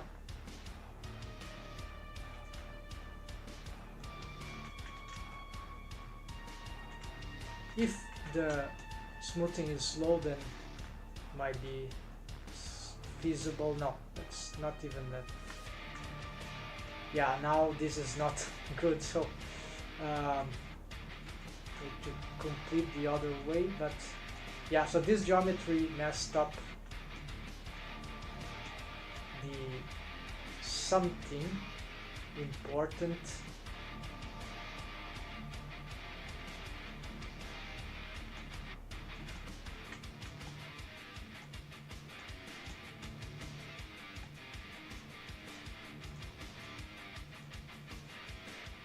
I'm doing the forbidden thing, which is adding waves to the strong waves to the bendy bone.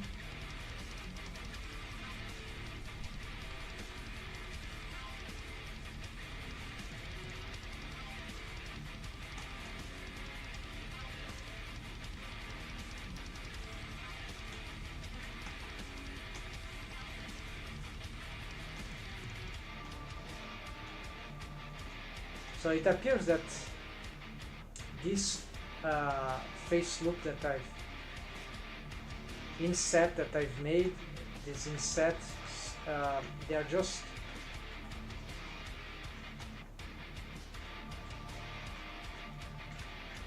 too big, right?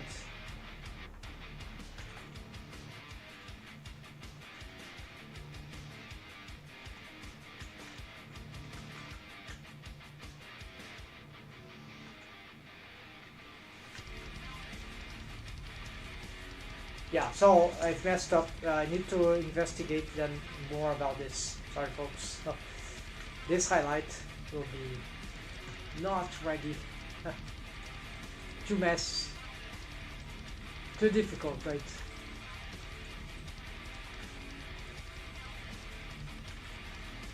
I hope that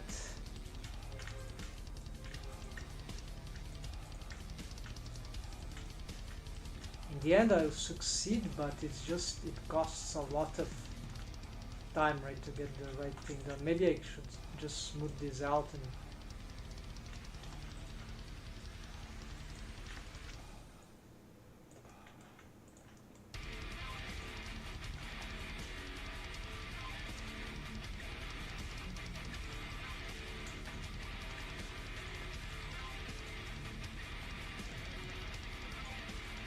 Let's readdress the bendy bone.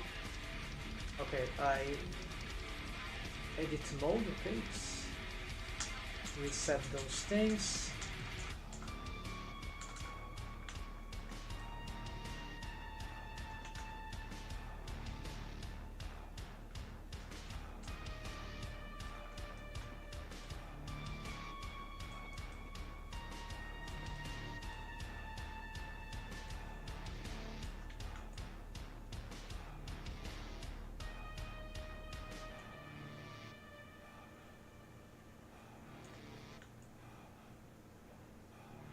Yeah, so about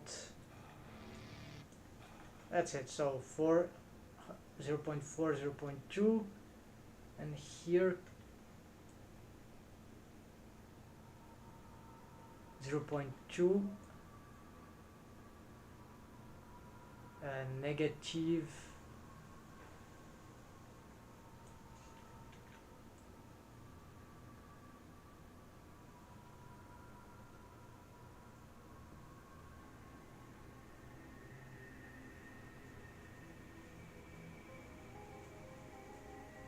negative 0.5, yeah, 0.05, yeah.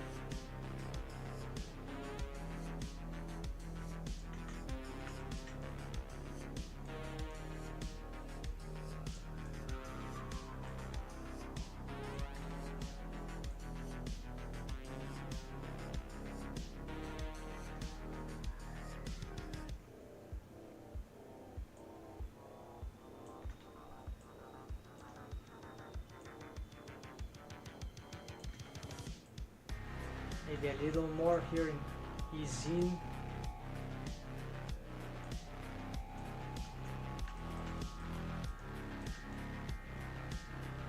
Yeah, and so that's it. The geometry that I've created is still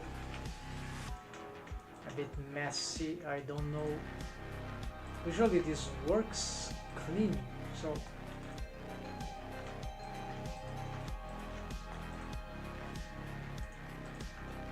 I know which part of it is doing badly. Maybe it's here.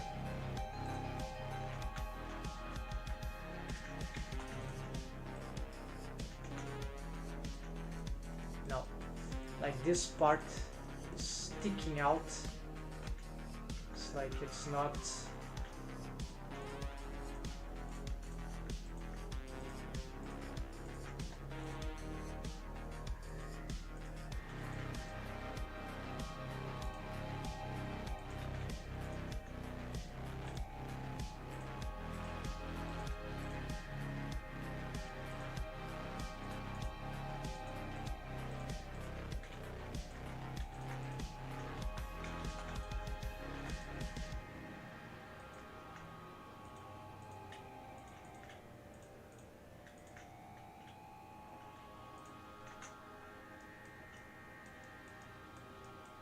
Yeah, made some improvement, or maybe have to pull this forward a little.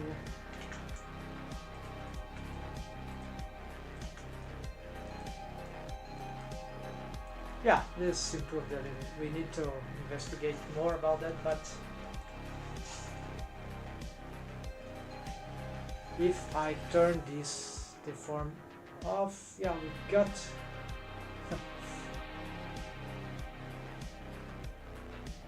how frustrating. It's like better without.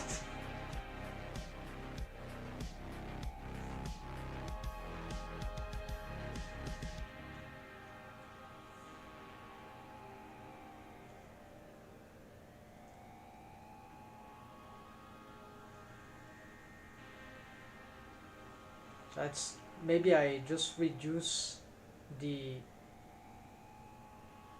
whichever I've done, maybe reduce by half. Maybe it will reapproximate it to the original thing.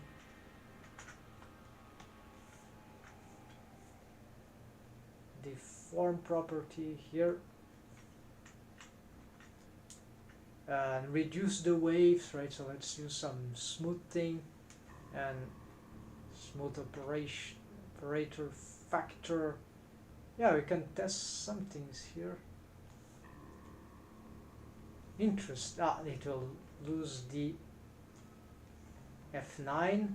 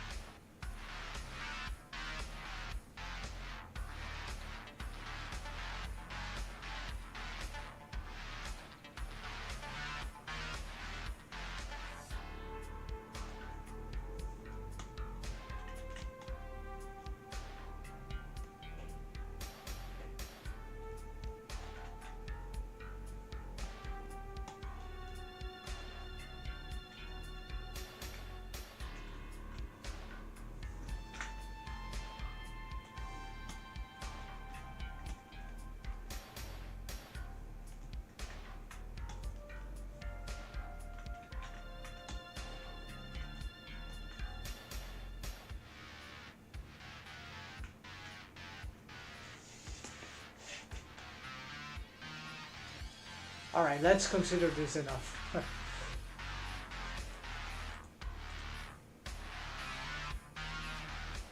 Yeah, the joints are doing fine now.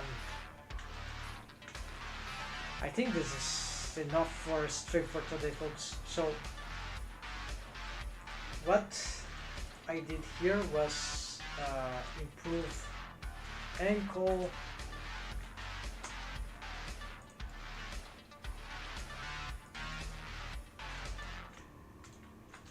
and knee. So armpit, no, all this is for the, yeah, so legs are still not there yet, so this is like just some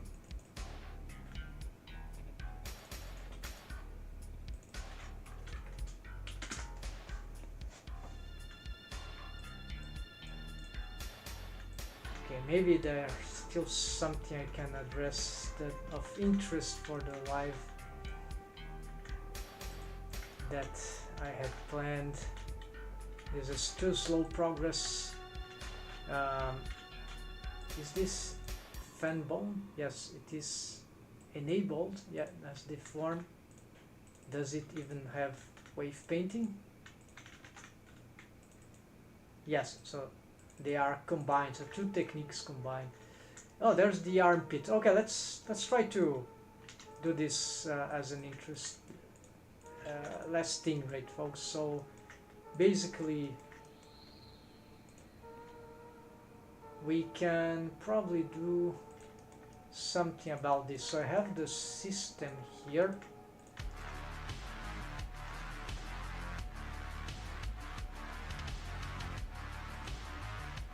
There are many systems, but the only thing that matters here, okay, so I have this control bone, I have the deform, I have this, I think this is all I have here. So it's a deform bone, deform shoulder, which is at the same time is a bendy bone, and it is using the targets of automatic from the basis. So it's straight from the bone it is parented to, which is, wait, it's not using any target. Yeah, it is just parent offset, I think. Parent offset, yeah, to control. Alright, so it starts here, that's fine. And then it stretches, it has a, doesn't have a stretch to bone constraint, I guess. Copy transforms to the master shoulder, which is another bone. Okay, this is for offsetting, and dump a track, this is for automation. So basically it parent to control shoulder is this blue one. It is the IK chain, the main control IK chain that I have for auto IK option. So what's happening here? Yeah, we have already some mesh that is missing some wave painting here. Let's fix that.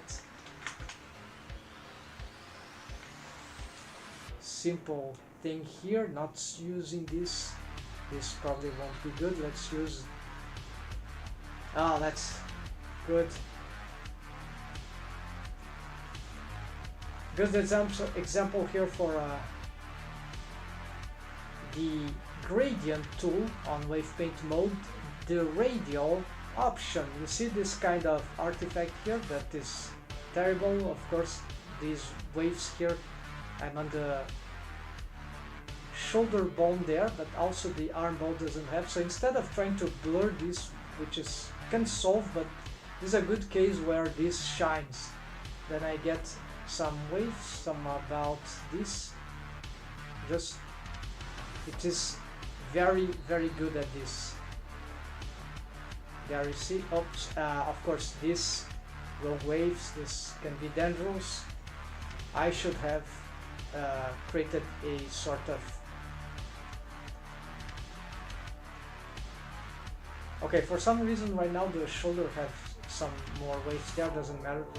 Oh, I can blur probably, but yeah, the gradient radial is very good for situations like this. We can augment the waves maybe. Now fix for the upper arm, so let's get Shift X here. And let's continue the job. That's a very cheesy on wave paint. No, I don't want these waves here, right? For the forearm, so upper arm, so this is wrong, all wrong here, folks. And here for this armpit, so maybe you could have, yeah, no, this is risky in my experience. Also, this is not good. Maybe this was the fruit of some smooth operation.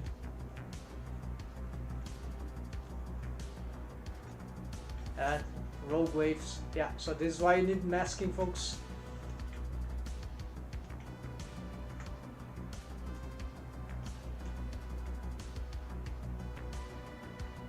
Okay, for now, add waves here. Maybe here a little, and that will be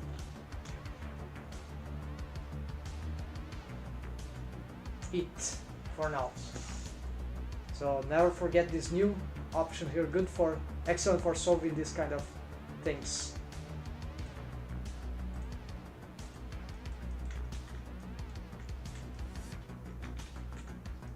Alright, so of course this doesn't fix the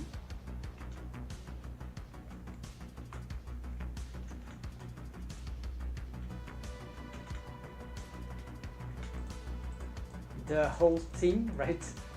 The whole point of helper bones here.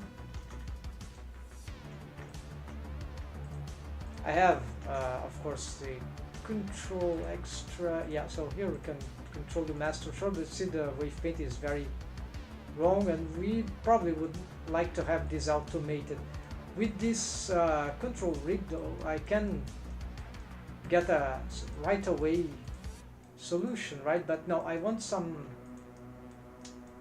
This is a master shoulder, so this one is not supposed to be affected by bone constraints, so, or at least not strong bone constraints. So I need some automation that is, it's not a deformed bone. So there's more artifacts going on there. Rogue waves. More rogue waves.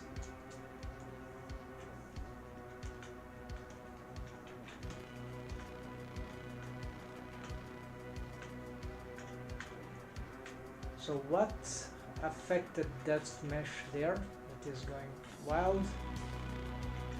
Shift X. No, Control Shift X.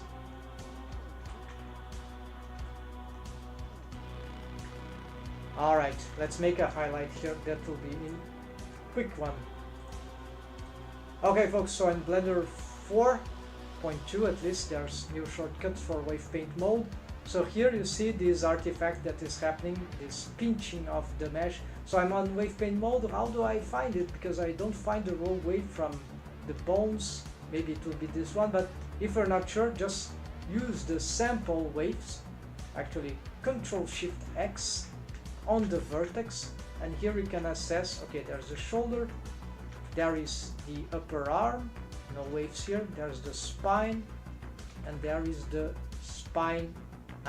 See, that is the culprit, the main culprit. So to solve this is knees readily accessible, just wave paint on top of it. There we go. So sample waves is very, here, actually let's use,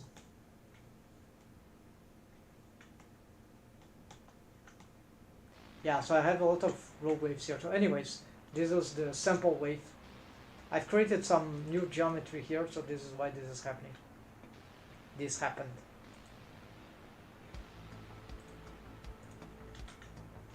Alright, so since we are looking at this damaged geometry here, let's just use this tool all over the way, right? And fix these nightmarish things. They are nightmarish if we don't have this tool, right? And for a long time Blender didn't have that tool.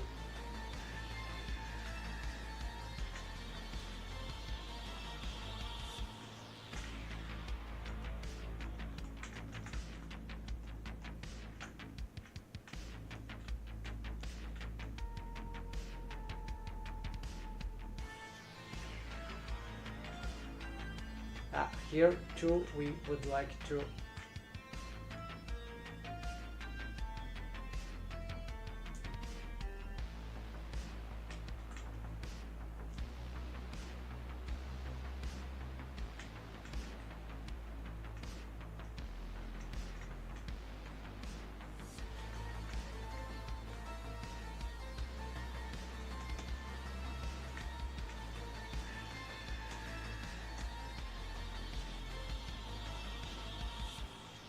yeah, I'll solve these waves later, but I'm just assessing the main problems with the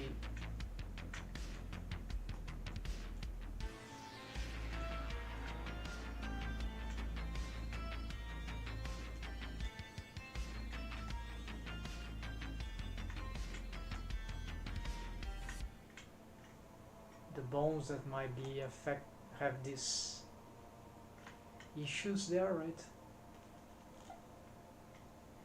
So upper arm, that seems to be fixed. Then shoulder bone, yeah, this one.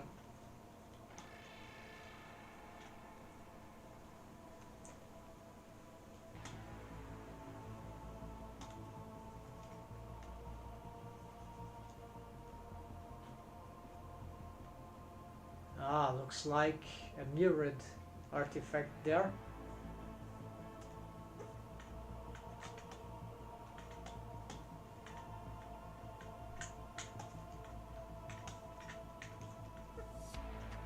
I'll do a highlight on that when I have a better example. This could be useful, but no, let's leave it this way.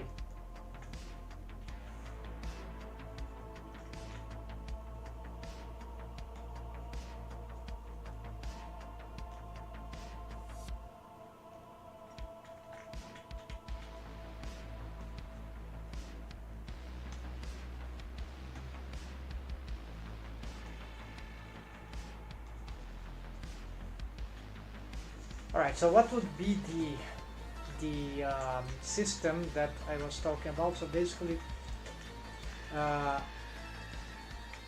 if I reset, there would be a lot of problems, of course, because this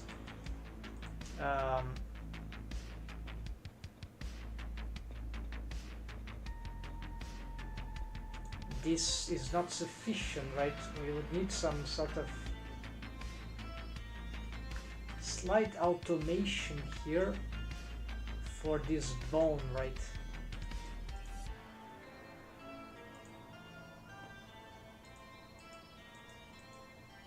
Dumped track is too weak, right? Ah, there we go. All right. So let's do this.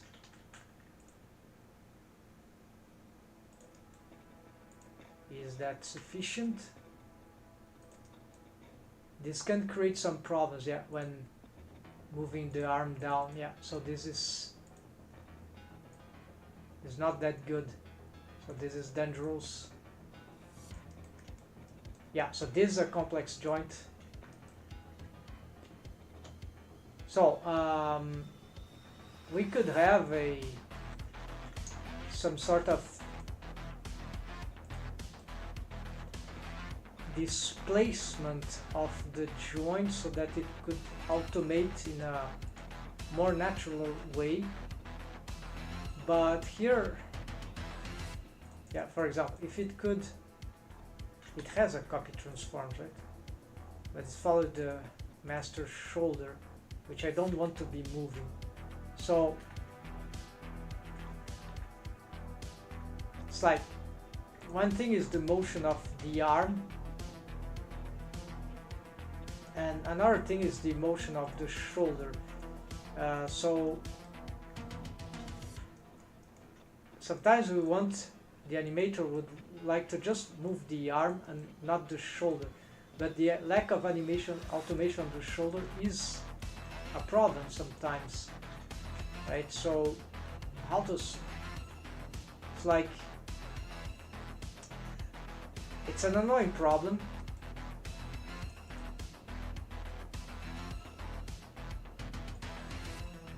Replace, right?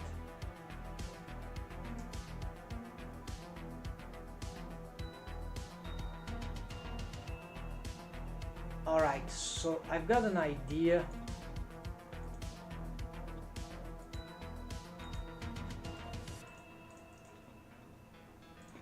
Why this bendy bone has a dumped track? If,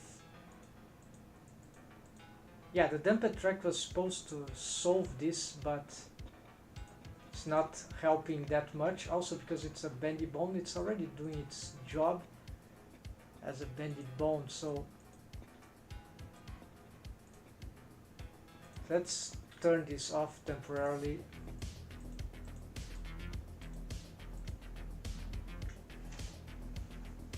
The target of the dumped track is the deformed elbow.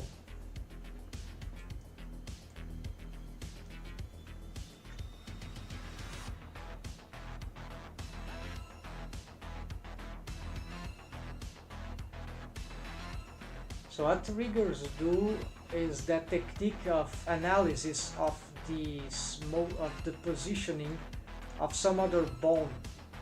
So for example, the elbow could be indeed this bone to make this analysis. So I don't know right now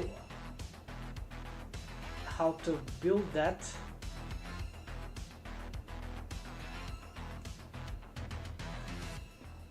The interesting thing is that this could substitute the need for having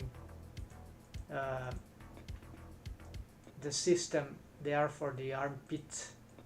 So let's just check. Okay, this is collarbone structure. This is an old rig, so stretch to the clavicle. Okay, stretching to that, but it's not even. Okay, there we go. Then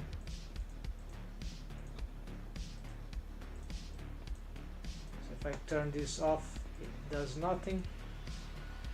So very simple. So this is a stretch to clavicle thing, I guess.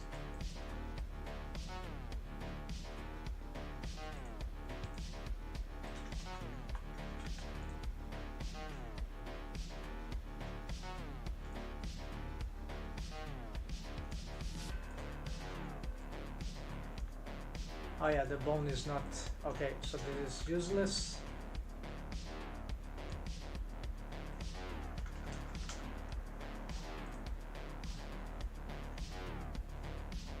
So this kind of things, this can be actually could be even more than that. Could be a bone for the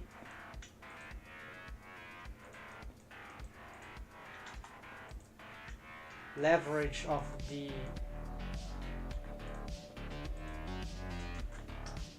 boob of the breast region.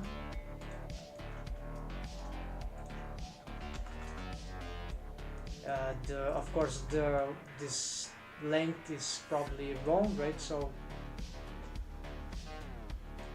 it's just an approximation.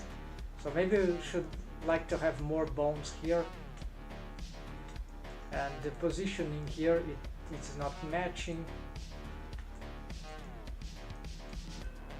This is still not an armpit solution, but it can sort of help. Then let's see, just checking, no bone constraint here.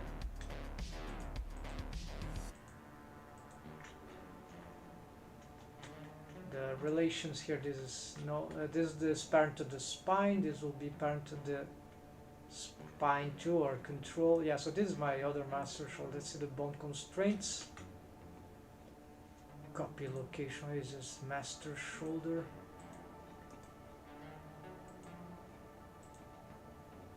Like, yeah, like an offset parenting, but why even that? Yeah.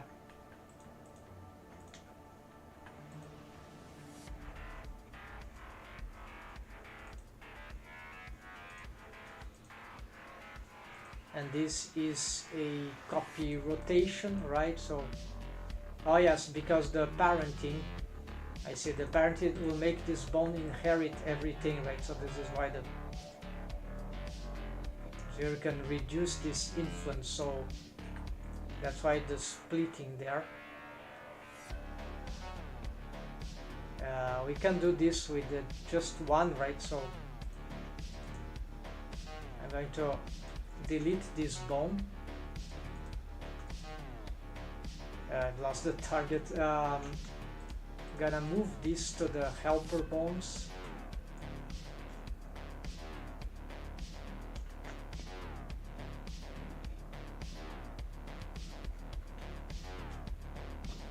I don't know what happened. Okay, move them to deaf helper, right? So deaf armpit. No, let's call this breast.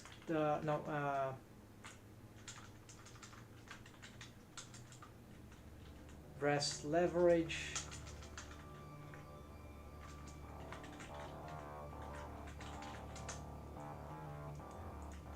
This clavicle. This is clavicle 02, right? Clavicle 01. I don't know the name of this stretch to. Alright, then we're gonna connect this to the spine, like the T-form rig. Yes, why not? This will also be parented to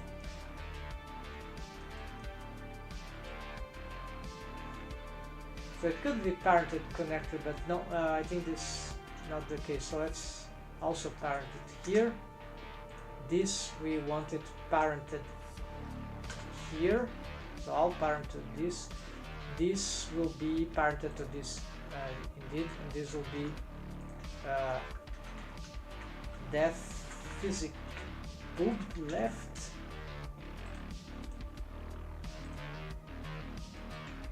Okay, then we need to stretch to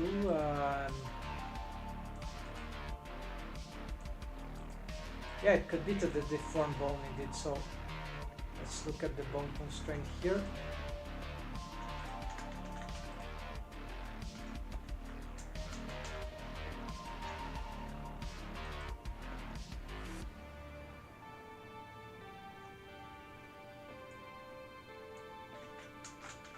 I don't know, this stretch is okay, not I want to stretch towards the, yeah, not here.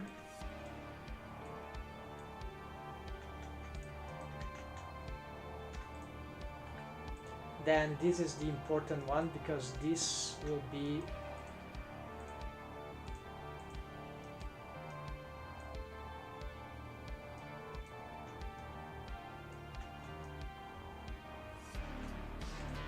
yeah, so maybe this one we want to dump a track or stretch to, no, I don't want it to deform, so just dump a track to this the tail,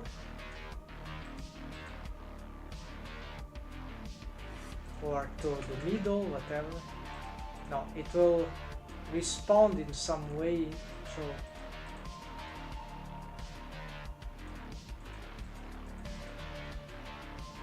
I don't know what would be like the neutral. Oh, we can just apply, right? Okay, let's use it pose apply as selected as rest pose. All right, then same here for these two. Maybe this, we also want this, so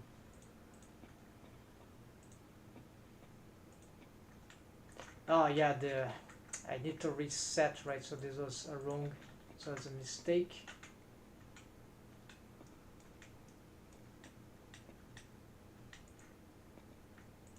But not too problematic mistake, so let's just do this again. Alright, apparently nothing changed. Alright, so this is then the control extra, so here this they don't have, they are deformed bones, but they don't have, oh, this bone is not moving, right? So this, of course, we need so to have the copy transforms. So I'm gonna make it like local space or rotation, local space, then replace, yes, but now I'm going to get a less amount of, and maybe this dump a track, if we dump it, no, the dump a track, okay, it goes after, so it's like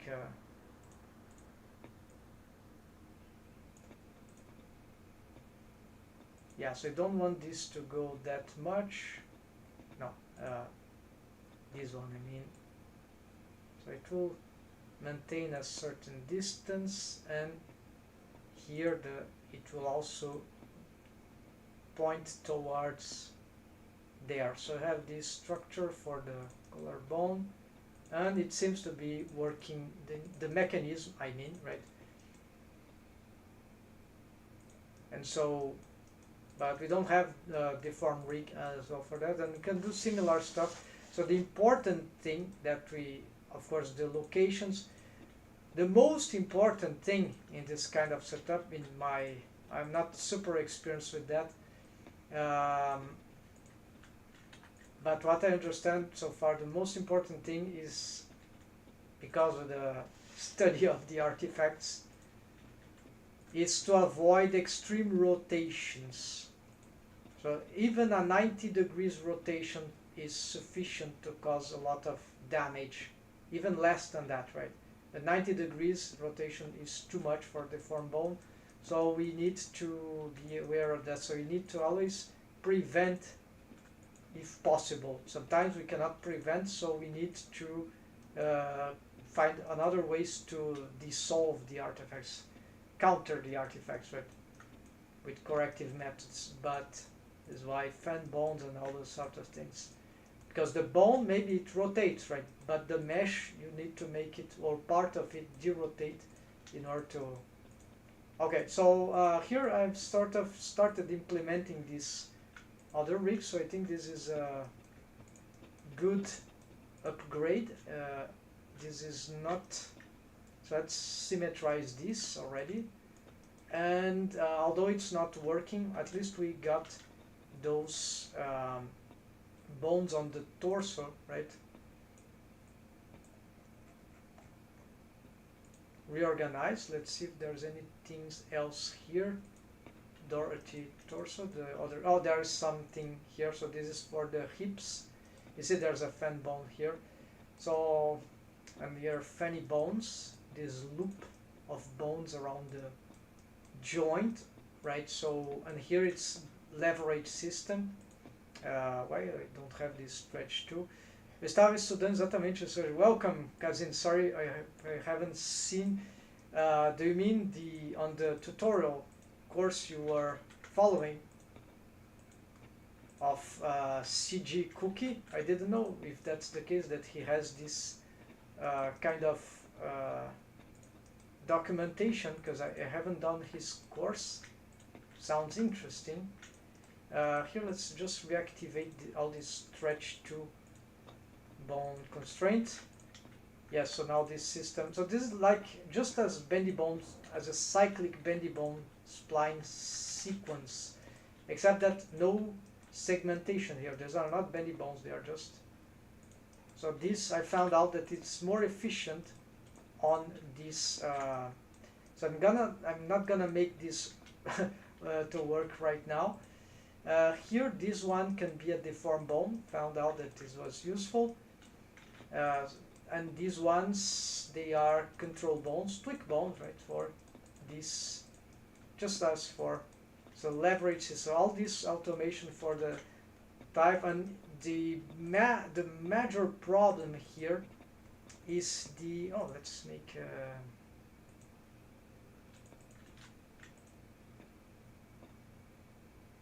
let's revalidate this functionality here. This is a mapper bone for action bone constraint, but we can use map delta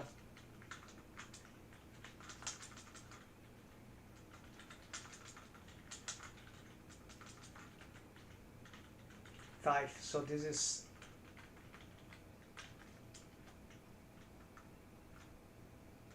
map. This would be hard to... Map delta type. Why would I even need this naming? Okay, so this is targeting a bone that doesn't exist anymore here, but I can probably find it, just retarget, because human characters, right? So this will be the target. You'll see what that will do. So if this is still working, if the axes are not different, then well, they seem to be different. No, nothing is happening. I think something is missing for this to work.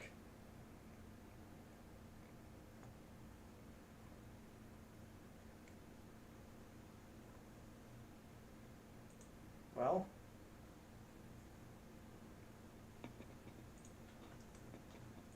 oh, there's some keyframe here. All right, let's delete this. Okay, so it doesn't seem to... Oh, it's happening here. Okay, it's slightly moving, but it's not... Yeah, probably the rotations are different, so I have to remap that. Maybe it's 90.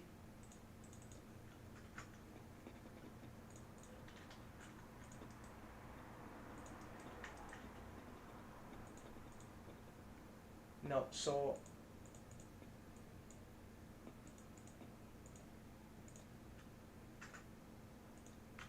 quaternion, so what should be wrong here? 3 meters, yeah. It's just not responding to the, but if I get the 5,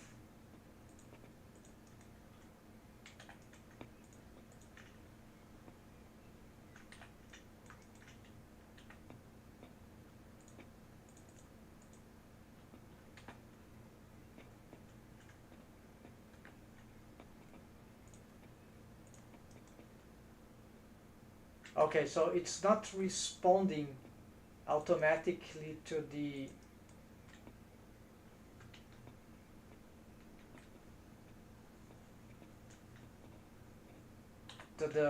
transform. So this is an annoying thing of Blender, and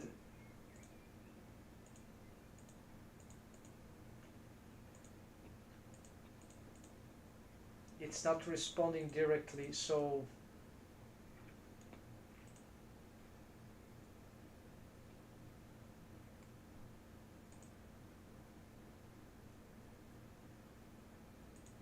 target.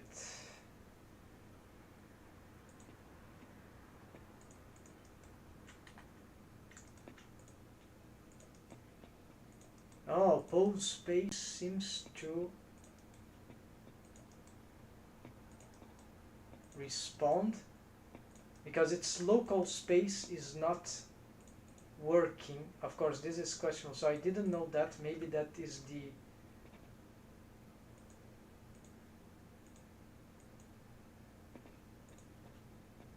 okay. No, owner. This probably is dangerous. Yeah, I don't know, but I have to investigate further here.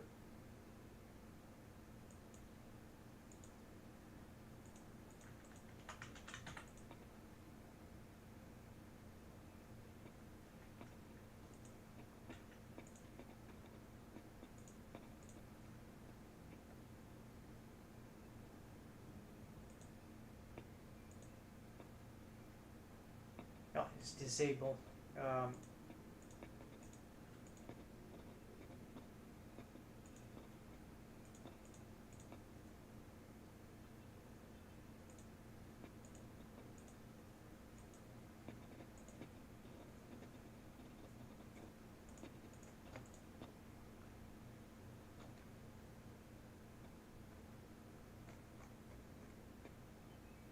The X and the Z. Yeah, let's ignore the Z for now.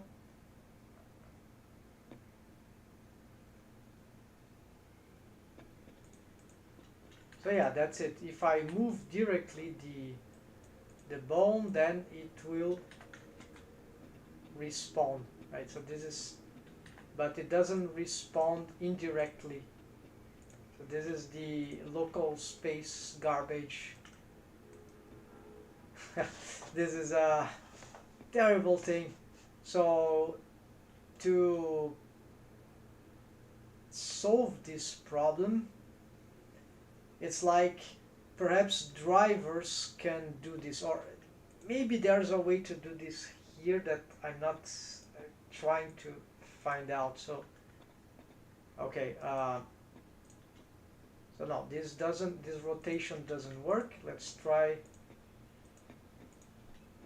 Okay, local with parentheses, probably nothing to do with that. No, local for some reason. Alright, what is the parent of this bone? No parent. Target look. Ah, it's using the parent of the target, which is the control rate. This can be dangerous.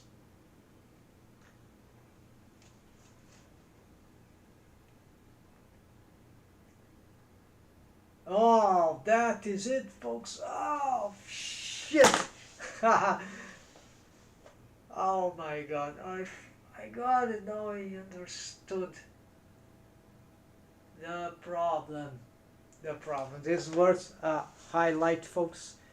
Cousins, this is your major discovery here in Blender, at least for me. 2 years rigging custom rigs and studying and all the shit, and I didn't know that. Let's bring that highlight. So folks, 2 years rigging, I didn't know that. So local with parent. Read this description. Do you know how to use this stuff? The transformation of the target bone is evaluated relative to its rest pose local coordinate system, thus including the parent induced transformation. Okay, so what is very bad in Blender, not bad if we don't know how that things work, but it's not intuitive, right? So it's bad. So basically, I think this should be the default, right? Because you see, this bone is a mapper bone of deltas, XZ rotation, but it's not functioning. It's just I'm just showing it as an example. So there's a transformation bone constraint for the x-axis and for the z that I'm not using. So just for the x-axis, so you'll see what is the problem. So you see, when I move the foot bone, the master I key foot bone, you see that this bone is bone constrained to the type, which is this red one here. So what happens is that this bone, which is parent to the mechanism type, which is the blue one that I've hidden there, not only that, this bone is, okay, there's a bone constraint here and there's another, that's for other things, so this is not usually required. But if I want to map the rotation transforms of the type from this other bone, which has nothing to do with all that, it's just a mapper mechanism bone, whatever. But imagine anything, any bone there, the problem is that because this bone, its local coordinates are not changing. If I pose it to this, then if I have just stuff like local space, you'll see that nothing happens, right? The bone is not responding because it takes the min and max x rotation from the type bone, the target, right, of the bone constraint, and then it transforms it into based on the x sources there that I picked there. So the y-axis will move 3 meters to 0, so that will do this right, local space stuff, right? But the problem is that this is not happening. Why this is not moving? Well, because this local space doesn't take into account the parent relation transforms. I don't know if I should call them transforms because they don't appear as transforms. The Blender doesn't recognize unless, so it's a different path of transforms, let's say like that.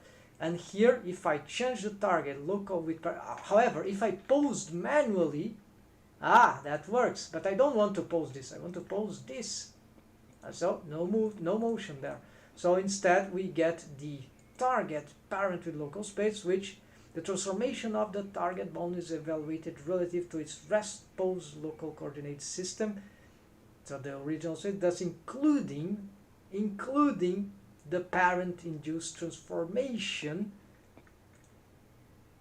and now it includes the parenting relation. And see, I don't need the owner. I don't even know why this is, but this is not required. The important here is the target local with parent. I used this bone constraint for this space for some other things. I didn't know it would solve this particular problem, although I have some intuition about that. So that's how we use this stuff, one way of it. That's it, folks. Finally discovered something of interest, worth a highlight, because I've never seen anyone explaining this properly for a concrete rig case like this one. Enjoy, folks.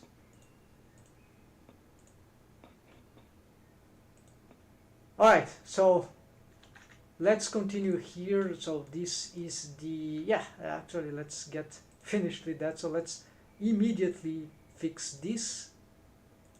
This z-axis, I think it's not working, or is it? Well, I can easily test that. I just need to disable this one.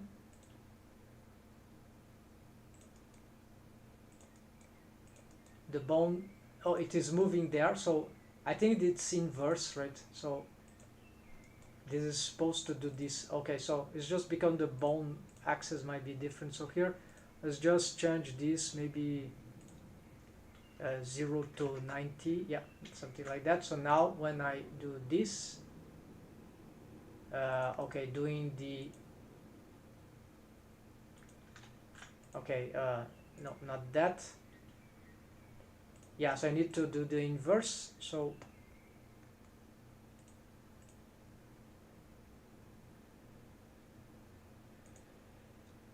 really, or -9, it was like that. Let's just test a new, okay, this is going the other direction. So yeah, so unfortunately let's just get, strange, I'm not used to this, but this is okay, do this, still not, then -90, no,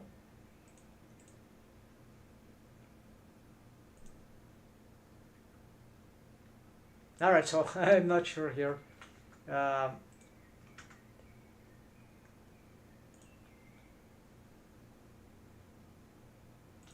I should check the axis, right? So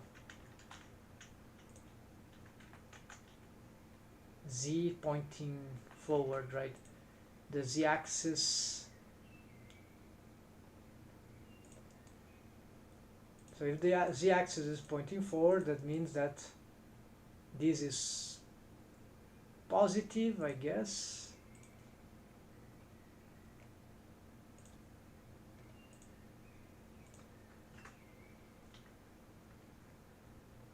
$3 meters. Oh, okay, of course. Max here. They must match. There we go. So now when I do this, that is going outwards. All right. And then this should do the inverse, no, because there is no motion there, but I can map this to if I wanted. No, let's just leave it like that. So here this is working, and here that will be that. All right. So folks, oh, that's also get this symmetrized and make sure that these ones are. Ele está com problema na preservação de volume. Well, I'm still, I haven't come to this area. I know it's more complex. It's advanced joint, right? Complex joint. So this is for later, the hips joint. So there will be many problems involved. One of them being this. So this is, I have all this to solve first, right? So even the universal sonic melt rig tomorrow.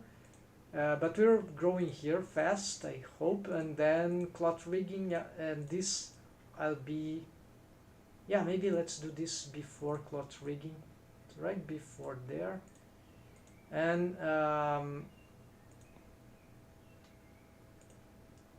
yeah, so here the joint here, it's not corrected, so there's nothing special there, but yeah, usual problems, right? Nothing. Nothing, this is not, I'm just preparing the rig, right? Preparing the skeleton for it. But I'm gonna skip that. What I've made here was just some correction for the knee joint, which is a much simpler joint, right? It's not still great, but it's already, there's a helper bone there too. It is a bendy bone that is not super yeah, and I was having a lot of volume loss there, but now it's sort of working, but I intend to make it better later.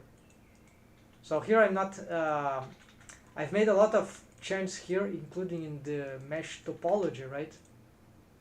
To write this face loop here just for this, the leg rig. So this mesh here will be part of the leg. So let me show you actually, yeah, let me show this, since I've just made this change. I'm curious about, of course this won't be sufficient, but since I've made this change, and this is about wave painting, right? So let's just expand this, right? The proposition was to have some sort of layering, right, for the wave painting, and using this precise, yeah, these waves in the mirror center is probably a bad idea. So I'm not gonna be careful about that right now. So this,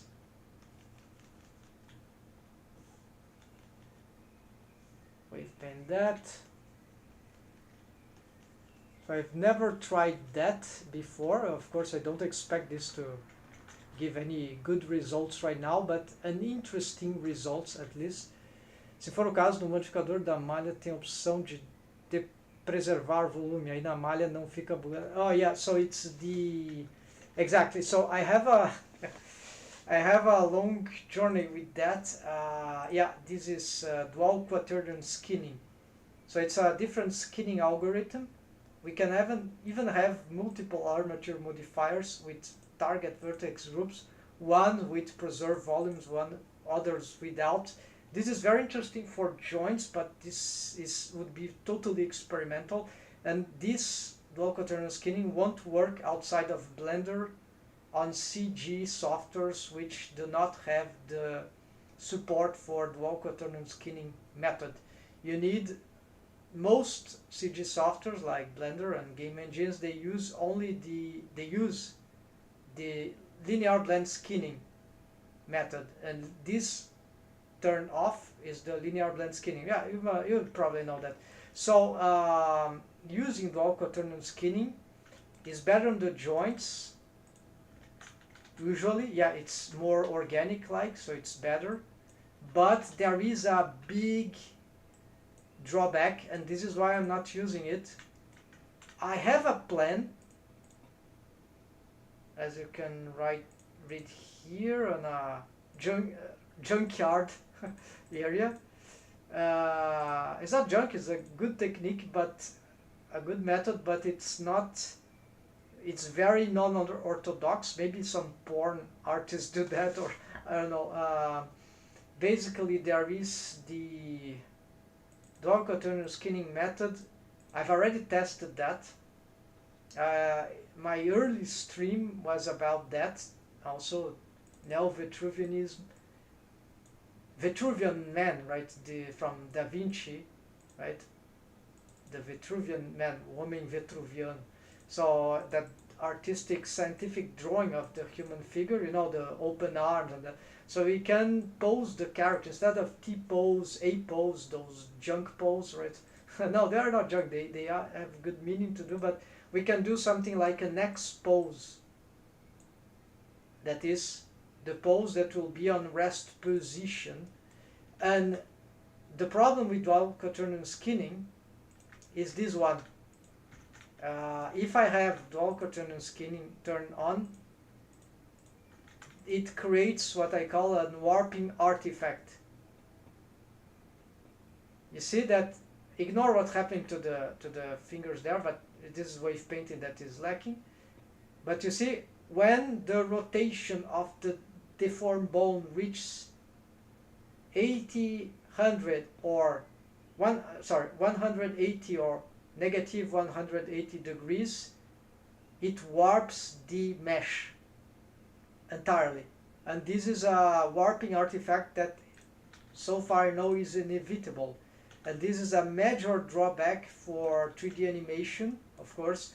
If you have any limb that, I don't know that even the human body can do that, but for example, if I wanted to rig this, to pose this like somewhere like here, like a 90 degrees, you got the idea, right? If there's some big arc of motion of a certain limb that maybe reaches that amount, then you will end up having the warping artifact. This warping artifact doesn't happen when we have the regular linear blend skinning method. But the linear blend skinning is much worse for wave preservation. So this is the problem with dual quaternion skinning. This is why there is the new Vitruvianism proposal that we set the rest position of the character, not like a T-pose or A-pose, but we set the pose of the character in a way in which it will be ideal for dual quaternion skinning for acrobatic pose. So the pose that I've been exploring that can do this is the something like a frog pose. Hold on. Something like here. Yeah, so the leg, it all has to do with the study of the limits, that the natural limits or thresholds, approximation of the arcs of rotation of the limb. So for example, the leg rotates more up than backward. So let's, instead of posing straight, now let's pose it slightly more like that. The leg rotates more outwards than inwards. So let's put the leg slightly more open like here. And each limb could have this. So we start to find the approximative center of rotation. So here for the arms will be a bit more complex. It will be, my research indicate that will be something like here and like here. And then of course we can also bend if we want, we don't need that, but we can have a slight bend of the joint, right? Because the joints, this will also help the skinning method. So it is a double function, not only for dual quaternion skinning, but this will also be coincidentally the best rest position. I need to apply, right, make all the change of the something like that. It's not perfect, right, but something, you got the idea, right? So, and we could do also for the fingers and whichever joint, but essentially the most important is the limbs, right? The thigh and the upper arm, because those are the ones which suffer from the complex joints. Complex. They are some complexados. And so this will be I need to apply that pose, but there is a big drawback to this approach. Unfortunately, yes. It's much more complicated to work on the skeleton and even the modeling, right? Model sheet, adaptation, modeling, on any pose that is not a regular one. So this is not very regular pose, rest position, right, on edit mode. So the bones alignments is all fucked up, all screwed up, all very complicated because not aligned, right? So it's feasible. So the ideal would be like to model or sculpt the 3D character like here. Welcome Cosmos Mythos, didn't know that, interesting. Yeah, this is non-orthodox stuff about rigging, right? So very interesting stuff, but unfortunately those techniques are non-orthodox. They have many drawbacks. I was explaining. So if you have the model sheet, then there are many secret problems also. So you have the model sheet, right? You see, there's a T-pose. So model sculpt the stuff like that. And then when you are ready for advanced rigging, if for some reason you want to make the Neo-Vitruvianese method use dual quaternary skinning, which will save a lot of helper bones indeed, because it's better for skinning, then we will be able to, then we apply the pose, right? With the, the technique of changing the whole rest position of the character, right? Both mesh and skeleton, and then we can, which is tiresome to do that, but it's reversible, right? We can reverse it at will, but there's some, it's prone to a lot of issues, right? So it's dangerous, totally dangerous, but if you get practice is not so problematic, then we can indeed achieve the output for the, then we have the X pose, something like that, instead of A pose and T pose, and then we can have a much better deforms by nature, right? Instead, right, because the rest position sets the deforms rotations, right? It's not the deform bones rotations that really matter. It's actually the location, the rotation of the mesh itself, right? This is what matters for the skinning algorithm. The deform bone is just, with wave paint, is just the mapper, right, of the rotation for the skinning method. But it's really what matters is the mesh. So if you have a mesh that is aligned this way from the rest position, then it will, as it rotates 90 degrees, that will be huge deforms, right? Artifacts, right? Because of the skinning algorithm, how it works. Dual quaternion skinning does a little better work on that, but it's still very crude, right?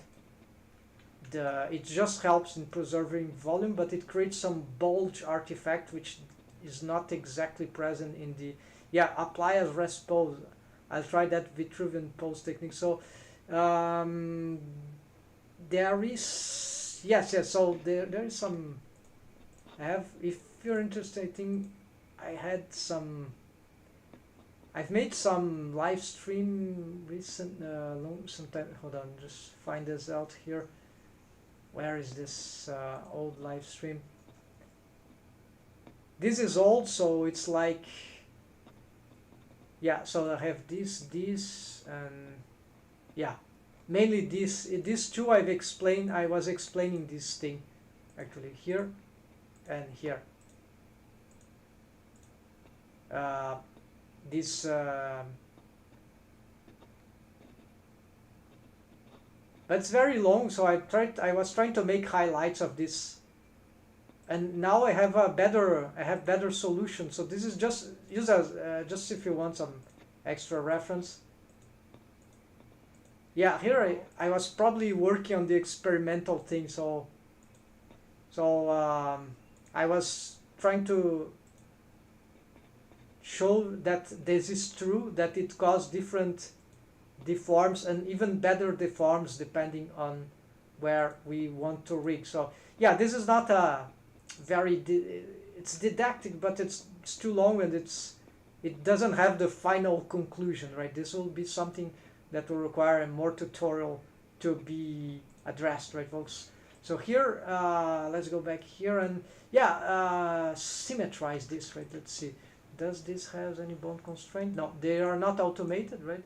This is just the stretch tool, so this is non-deformed bones as of yet, and here is just a fan bone. So look how this operates. So this will rotate all these fanny bones, this fan bone, which is a mechanism bone instead of a deformed bone in this case, it will carry all those, and these have indeed independent automation for all around the joint mesh, so we can manually create automation for each separate part. We can simplify this, but this will be like 4 directions, right? So 2 orientations, 4 directions, sort of have some symmetry. You can control that, and this is for leverage of the buttocks, because just rotating the thigh doesn't solve the mechanism, the natural mechanism of the mesh of the body, real body, right? So this is fake, but yeah, this is for the forms of hip leverage of one side. So this is untrue, right? Because the bone is static, right? The bone doesn't deform, right? The real bone, right? But yeah, it might deform in some very subtle way, but this is microscopic, right? But I mean, so this is for the mesh deform better, so also automated by this. And this is the belly leverage, which can also help in this front part. So now that I have this, let's symmetrize this, right? And there's a crotch bone, which there's a tutorial some guy using on YouTube made about this automation. So apparently it's one case that I couldn't find any alternative to the to this armature, any armature bone constraint, right? So this is more centralizer, so it's, but there are other alternatives. So that I kept that, so you cannot parent this bone, but so it will, okay, let's pick this, all this and this, and let's symmetrize. There we go. They are not parented to anything, so I have to fix that later. So building this structure here. So I'm gonna call this the, was that symmetrized? No, I think it wasn't. Just forgot to pick that. And so, all right, then we have, oh yeah, so let's just test the new wave painting, right, folks? So basically, let's hide these, which are just the deform rig.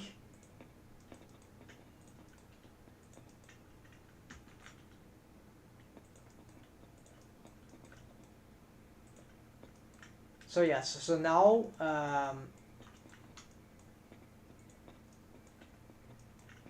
oh yes, there are also probably I need to conclude this preview of this approach here.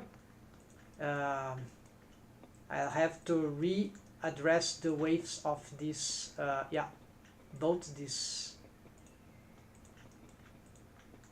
Yeah, so let's start by this one. So I want to take off waves here.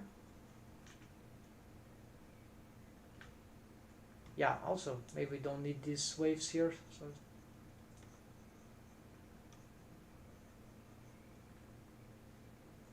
yeah, maybe I've exaggerated. Let's give these ones here and just smooth the rest.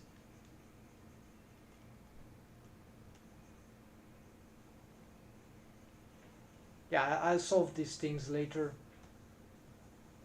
Take off these rogue waves. Then here we can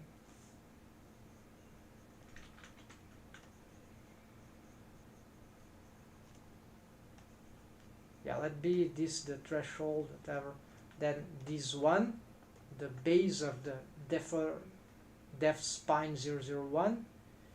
I see that its bone roll is not matching.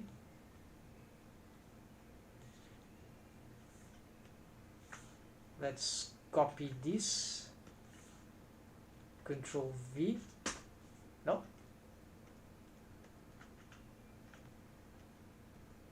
Oh, this is not changing, right? Oh, this is just an illusion of the bone that is selected. Okay, so no problem here. So we got, oh, these ones also have probably wrong waves, so forgot. So here, gonna take off these waves here. No, not this, not the crotch region, but it will be more centralized now. Rogue waves, no, don't want rogue waves in here. So this is the layering of the wave painting. We'll start from there.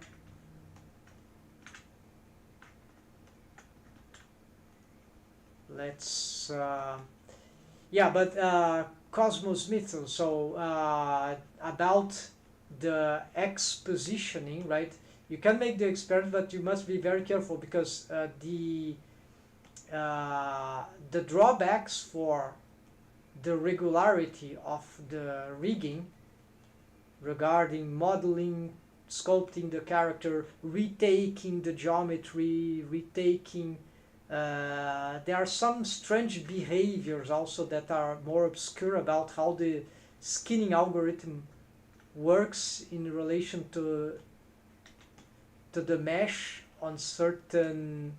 There are some things that might be a bit unpredictable when you have, for example, the leg on the side, right? It as a rest position, for example. Some things can. Oh, this is the annoying part. Let's get this radial thing here. There. Okay, let's fix this and then take off these waves. All right. I don't. Here I'm not sure, so I'll just leave like that. Here we probably want to add waves here.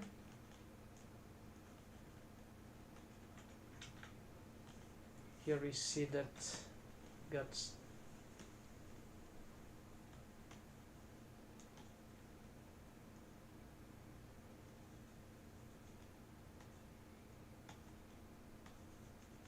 yeah, so here we have like two layering thresholds. One would be this and the other will be here. Not sure that will have the desired effects in the end, but this is what is making sense to me nowadays. And here we want also to, let's push this. This is hard to wave paint. Okay, maybe we need, yeah, just blurring, maybe that'll be better. But even blurring was being difficult. Okay, this, that should be it.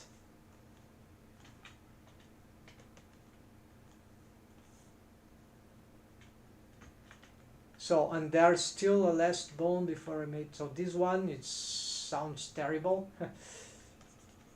Let's, yeah, so, yeah, in the joint, yeah, maybe that, okay, so just blurring those things.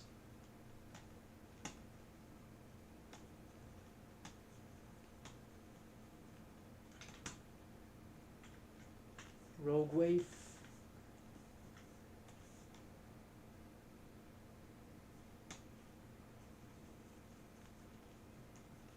This bone I rarely used. I know it's everywhere, so I'm not sure how this one will work. Though I don't know really the waves for it, so I'm just gonna do something simpler here and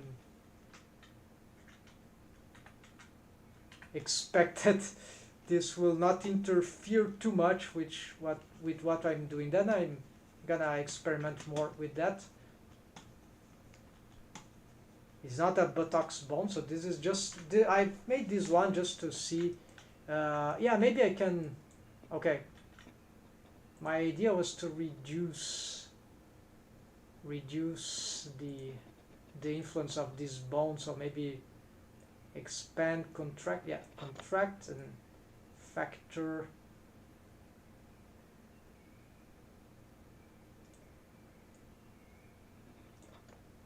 Apparently I'm not able to.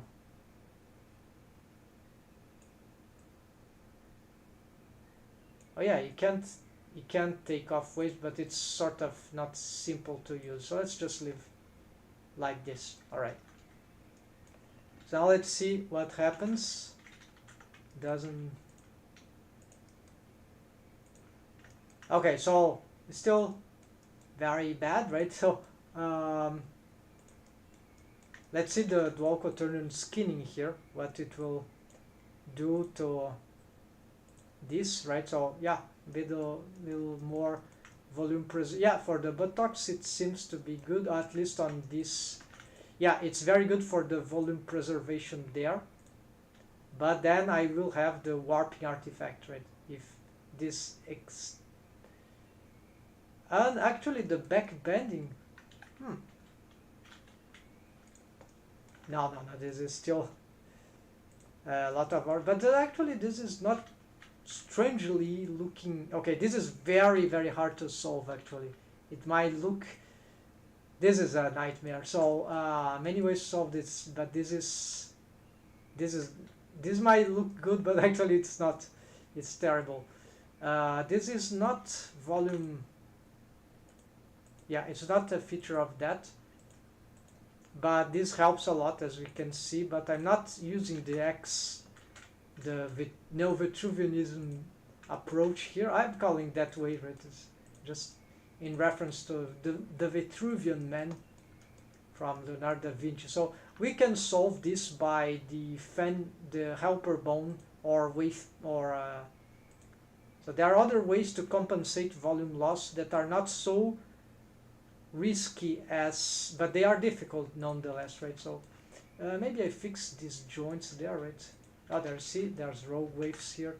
I'm finding irregularities. Just want to get better at this stuff. Yes. So fine. So this is just so warning that is a non-orthodox approach, and because there's not a lot of content about it, it's difficult to know in advance the problems that we can have doing that. So it actually can waste a lot of time.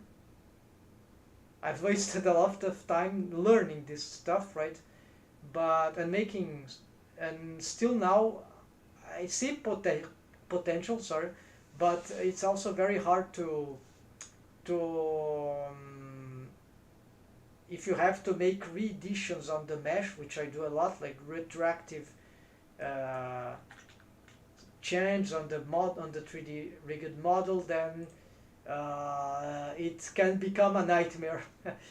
But it's cool. Like you can start with some simple stuff like having the fingers. I have a tutorial recent on that, how you can separate the deform rig split the deform rig from the control rig on the fingers, and then you can start to have this sort of non-Vitruvianism pose. So you can start like Deku has a tutorial that he rig a character. I think the forearm is slightly bent, so start with something subtle, right? And then of course test what you can hear, but you must know that of course if you bend the leg forward and the rest position, you'll have to solve way more artifacts on the back bending of the leg, and vice versa. You can have the perfect posing if the leg is perfectly modeled here, but then the front bending will be a complete disaster. So, and the tipo, the regular pose, like somewhere like in the center, but it's not exactly in the ideal center for deforms. So it always, the ideal center would be more or less, I think, like here, right? Besides, there is the side bend. Oh, you got the idea. So this is very interesting because it can save a lot of time, but it can create a lot of dirty problems later on. But it's good to learn. So the results are truly better. But with the counterparts. It's necessary to experiment though, yes, totally agree, because there isn't enough documentation out there regarding advanced techniques for Blender character rigging. Totally true. I am okay with fine, okay? Then, yes, it's courage for that and some time. So need to get some spare time to not get too deep in the rabbit hole unless you have time, right? I've been playing around with spline IK. Oh yeah, that's nice. And follow path constraints. I don't know much about the follow path constraints for bones to get some natural deformation for facial rigging. I don't know the technique. I know spline IK, bone constraint. Currently, I'm using more like, yeah, it can be interesting, yes, because it has some retroactive, yeah, it has inverse kinematics, right? So that I remember this is interesting about spline, but we can achieve this actually. Let me show you this. This might interest you. I have this spine, which is a it's not spline IK rig. There's not even, but it has inverse kinematics. And I don't have an IK bone constraint here. I'm using the auto IK option. So it's a rigging technique, not a, yeah, it's not even rigging, it's a 3D animation technique, auto IK option. And maybe you know about that. So you can have inverse kinematics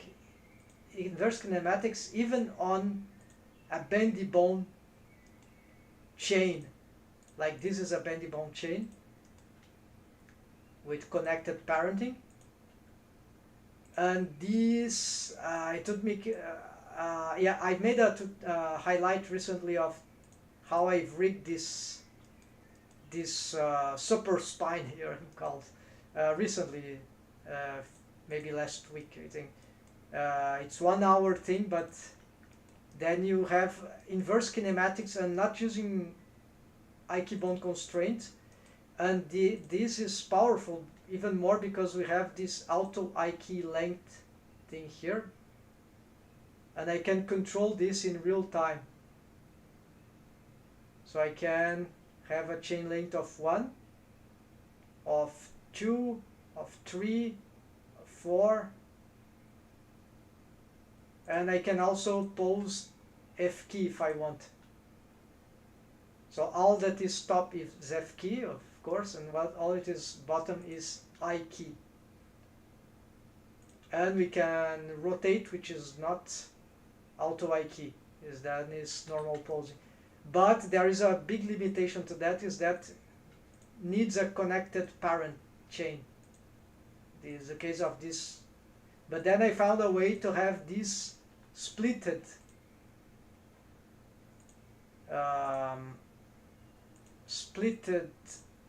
where is that? Splitted spine, which is not connected. Although it looks like the bendy bones is not connected. It's just stretched to bone constraint and those regular setups, right? So yeah, no, the bendy bones, they are connected. So I'm not sure this is correct, but anyways, what? Thank you. Yes, I totally forgot about Altwig. Yeah, this is not. There is not enough tools about this document. Tutorials, and it's actually a fabulous setup. Let me show you what you can do with that. You see, this is the IK bone constraint, but in this rig, it is here, not in the here. And there's a Ryan King guy tutorial that explains how this works for the. So use this gnome used of the tail here. So you get the bone constraint here, IK bone constraint, instead of the forearm. So then what happens is that I see you like rigging, so this experimental stuff. So normally you have this kind of boring IK chain, right? We can't control the IK chain. We can't even add driver to the IK bone constraint, to the chain length. Maybe with some coding or add-on that could be feasible. But anyways, but the auto IK option allows this.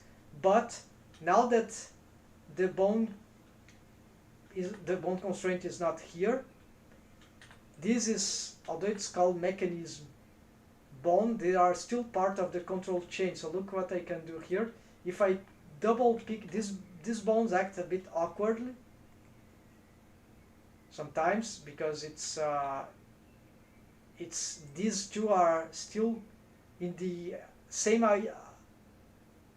they are in the I-key chain of the I-key bond constraint of this arm, so they act a bit strange, while this is already out of the chain. However, if I pick this with this double selection, augment the auto I-key chain to, let's say, 3 or 4, I can do this, right? The I-key is reaching the head, or you see, I could do this already if the chain, but I don't have the control. This is the last one that I can control from the auto I-key, because the other is bond constraint, and there is a big problem is that connected parenting, they are very limiting. So this bond is no bond constraint to nothing. It can't.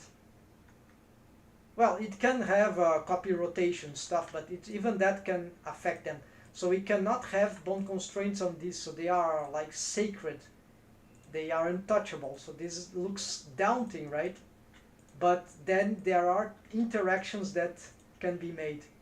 And so this is completely crazy, right? You can't do this with I-key bond constraint because it's static, unless you have multiple bond constraints that start to, right, that you have drivers that disable one and enable the other, but this is messy, right? It's not, this is much easier. So auto I-key, so I've been learning this recently, and this is very, I think it's unique. Like auto I-key option is like really cool, and you can do this. There's problems that I couldn't solve yet, there is the splitting of the spine. So one part of the spine, yeah, actually no, the spine F key is this one upwards, and then another part is downwards. So I have most things functioning as usual, but with this, so the auto I-key here, so this works similarly like the hand if I want, right? But here doesn't reach the spine, and so this was the big question that I had. I know that this exists. They call it reverse F key. It's like even Rigify add-on doesn't use this setup. I've checked. At least not on one of the basic human meta rigs. You have on one hand a chain on one direction, and then you have an inverse F key chain in the other direction, right? Yeah, this is insane, and I think there's just no tutorial about that. There is a tutorial about auto I-key, but not showing these features, that's combined features. So look at some of my recent content on the highlights, right? The highlights. I've made many highlights of the auto I-key properties, and then explaining and showing some examples of how we can. So you can pick any of these. So this is a I-key control spine, right? Basically, control skeleton. Yeah, it's an I-key control skeleton, basically. Just these bones, because they are parented to the. Because we still need the regular I-key bone constraint, especially for the foot, for the leg, because of these features. This kind of feature, I couldn't find a way to do with auto I-key option. So they are like, one compensates for the lack of features of the other, right? The I-key bone constraint is very static, but it offers some good structural rigging practice. And the auto I-key is more versatile, but it lacks some static features, let's say. So one compensates for the other, and they are combinable. And so this is what I found. Yeah, if you find anything about new stuff, so I'd like to know, because this is fascinating. So I have no idea we could do all this in Blender, this control rig stuff. This is just a thing about the last few couple months that I found this stuff, and so now I'm trying to use them. So let's just fix these artifacts that were rogue waves here in the hand. Yeah, it's in the fingers, right? So let's just hide this stuff. Let's see what happened here. So there is, what is happening here? Oh, I see. This is rogue waves. Another highlight. You see these rogue waves here, folks? I've checked the bones. As soon as I pose the fingers here, this happens, right? These terrible things happen. And I know this is rogue waves already because I've checked. So if I look for the deform rig here, and I go on wave paint mode, and well, this seems to be regular. These phalanx don't seem to have any problem. So where is the problem? Yeah, so actually sample group, shift control X, or if you the shortcut, but we can hold. Okay, where is the vertex? That some vertex here is crazy, so let's just hold left mouse button, click here. So here's a list. Then I'm holding, let's get thigh. So finger, fan, wrist. No, all this for the rest. So that's thigh. So this happened. I was wave painting the body and I didn't mask, and that happened. There you go, the crazy waves. So how to easily destroy these rogue waves? Well, that is very simple actually. Hide here. Let's select maybe even these nails there, making sure with X-ray that we get everything here. Shift H, then we go back here, wave paint mode. Let's get the thigh. Yeah, this is confusing. This is not the bone that is right. So this is the thigh. Okay. So the rogue waves are here and nowhere else. I think that was the only thing. So Control Shift X, only the thigh here that we are identified. So just get right mouse button click wave 0, or just change from here maybe if you have a tool, not brush tool but not blur tool. Okay, then anyways, and Control X, which is clean. I don't know. Anyways, Control X, and there you go. Zeroed out those waves. And of course, if you don't see black and you see blue, well, that's because you need to go here on wave paint mode, wave paint overlays, and active instead of gnome. 0 waves. Yeah, so you want this by default if possible. There we go. How to easily solve rogue waves.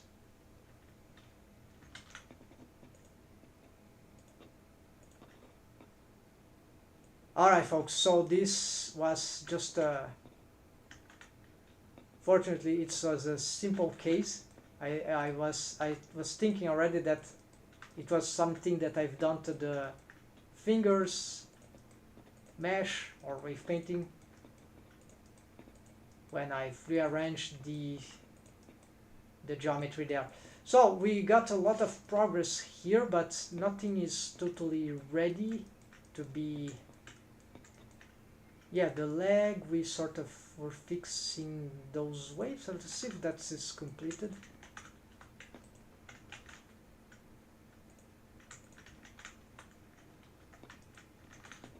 And that, and here, so let's see. Oh, I took off the wave of the whole type. Alright, so this was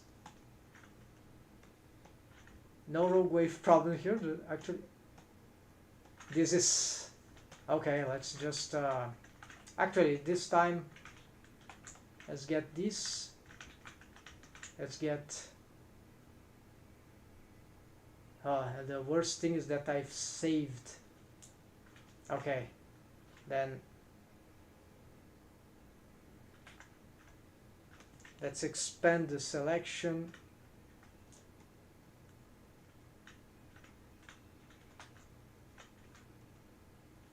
Yeah, this was problem for the knee.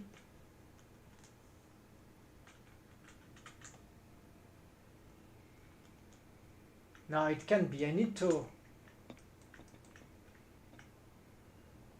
recover that.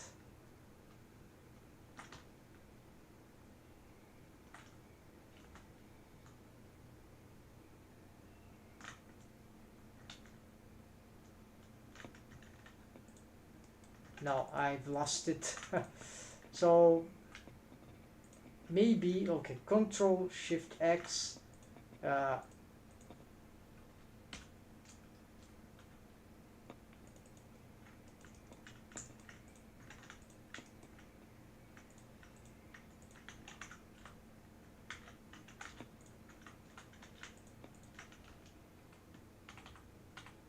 Yeah, let's just resolve this thing and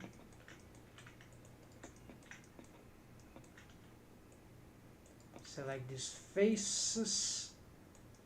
For now, wave paint, mask, Control X on a maximum,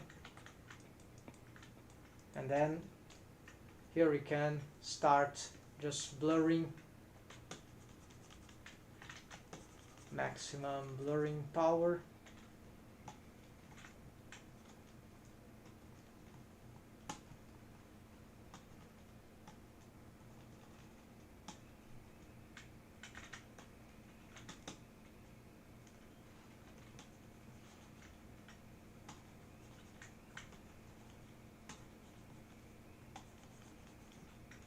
And same here, this is the where I've lost progress, so I hope I have a backup.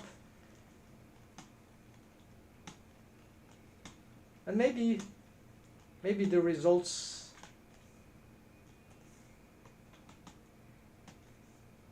are still good if I check the deform, so maybe this is not so tragic. Maybe it's just that I've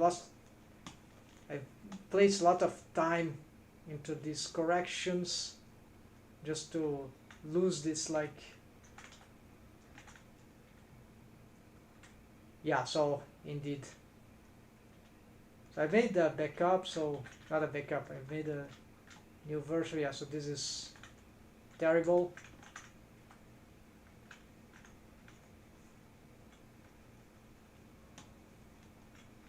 So I have to I'm not recovering this now in stream, so I think that is it for now, folks. We got some good progress here, moving up the body, and then when we reach the, yeah, then I would like perhaps to wave paint slightly those in this, and already see if we got some basic results, maybe some quick attempt of making this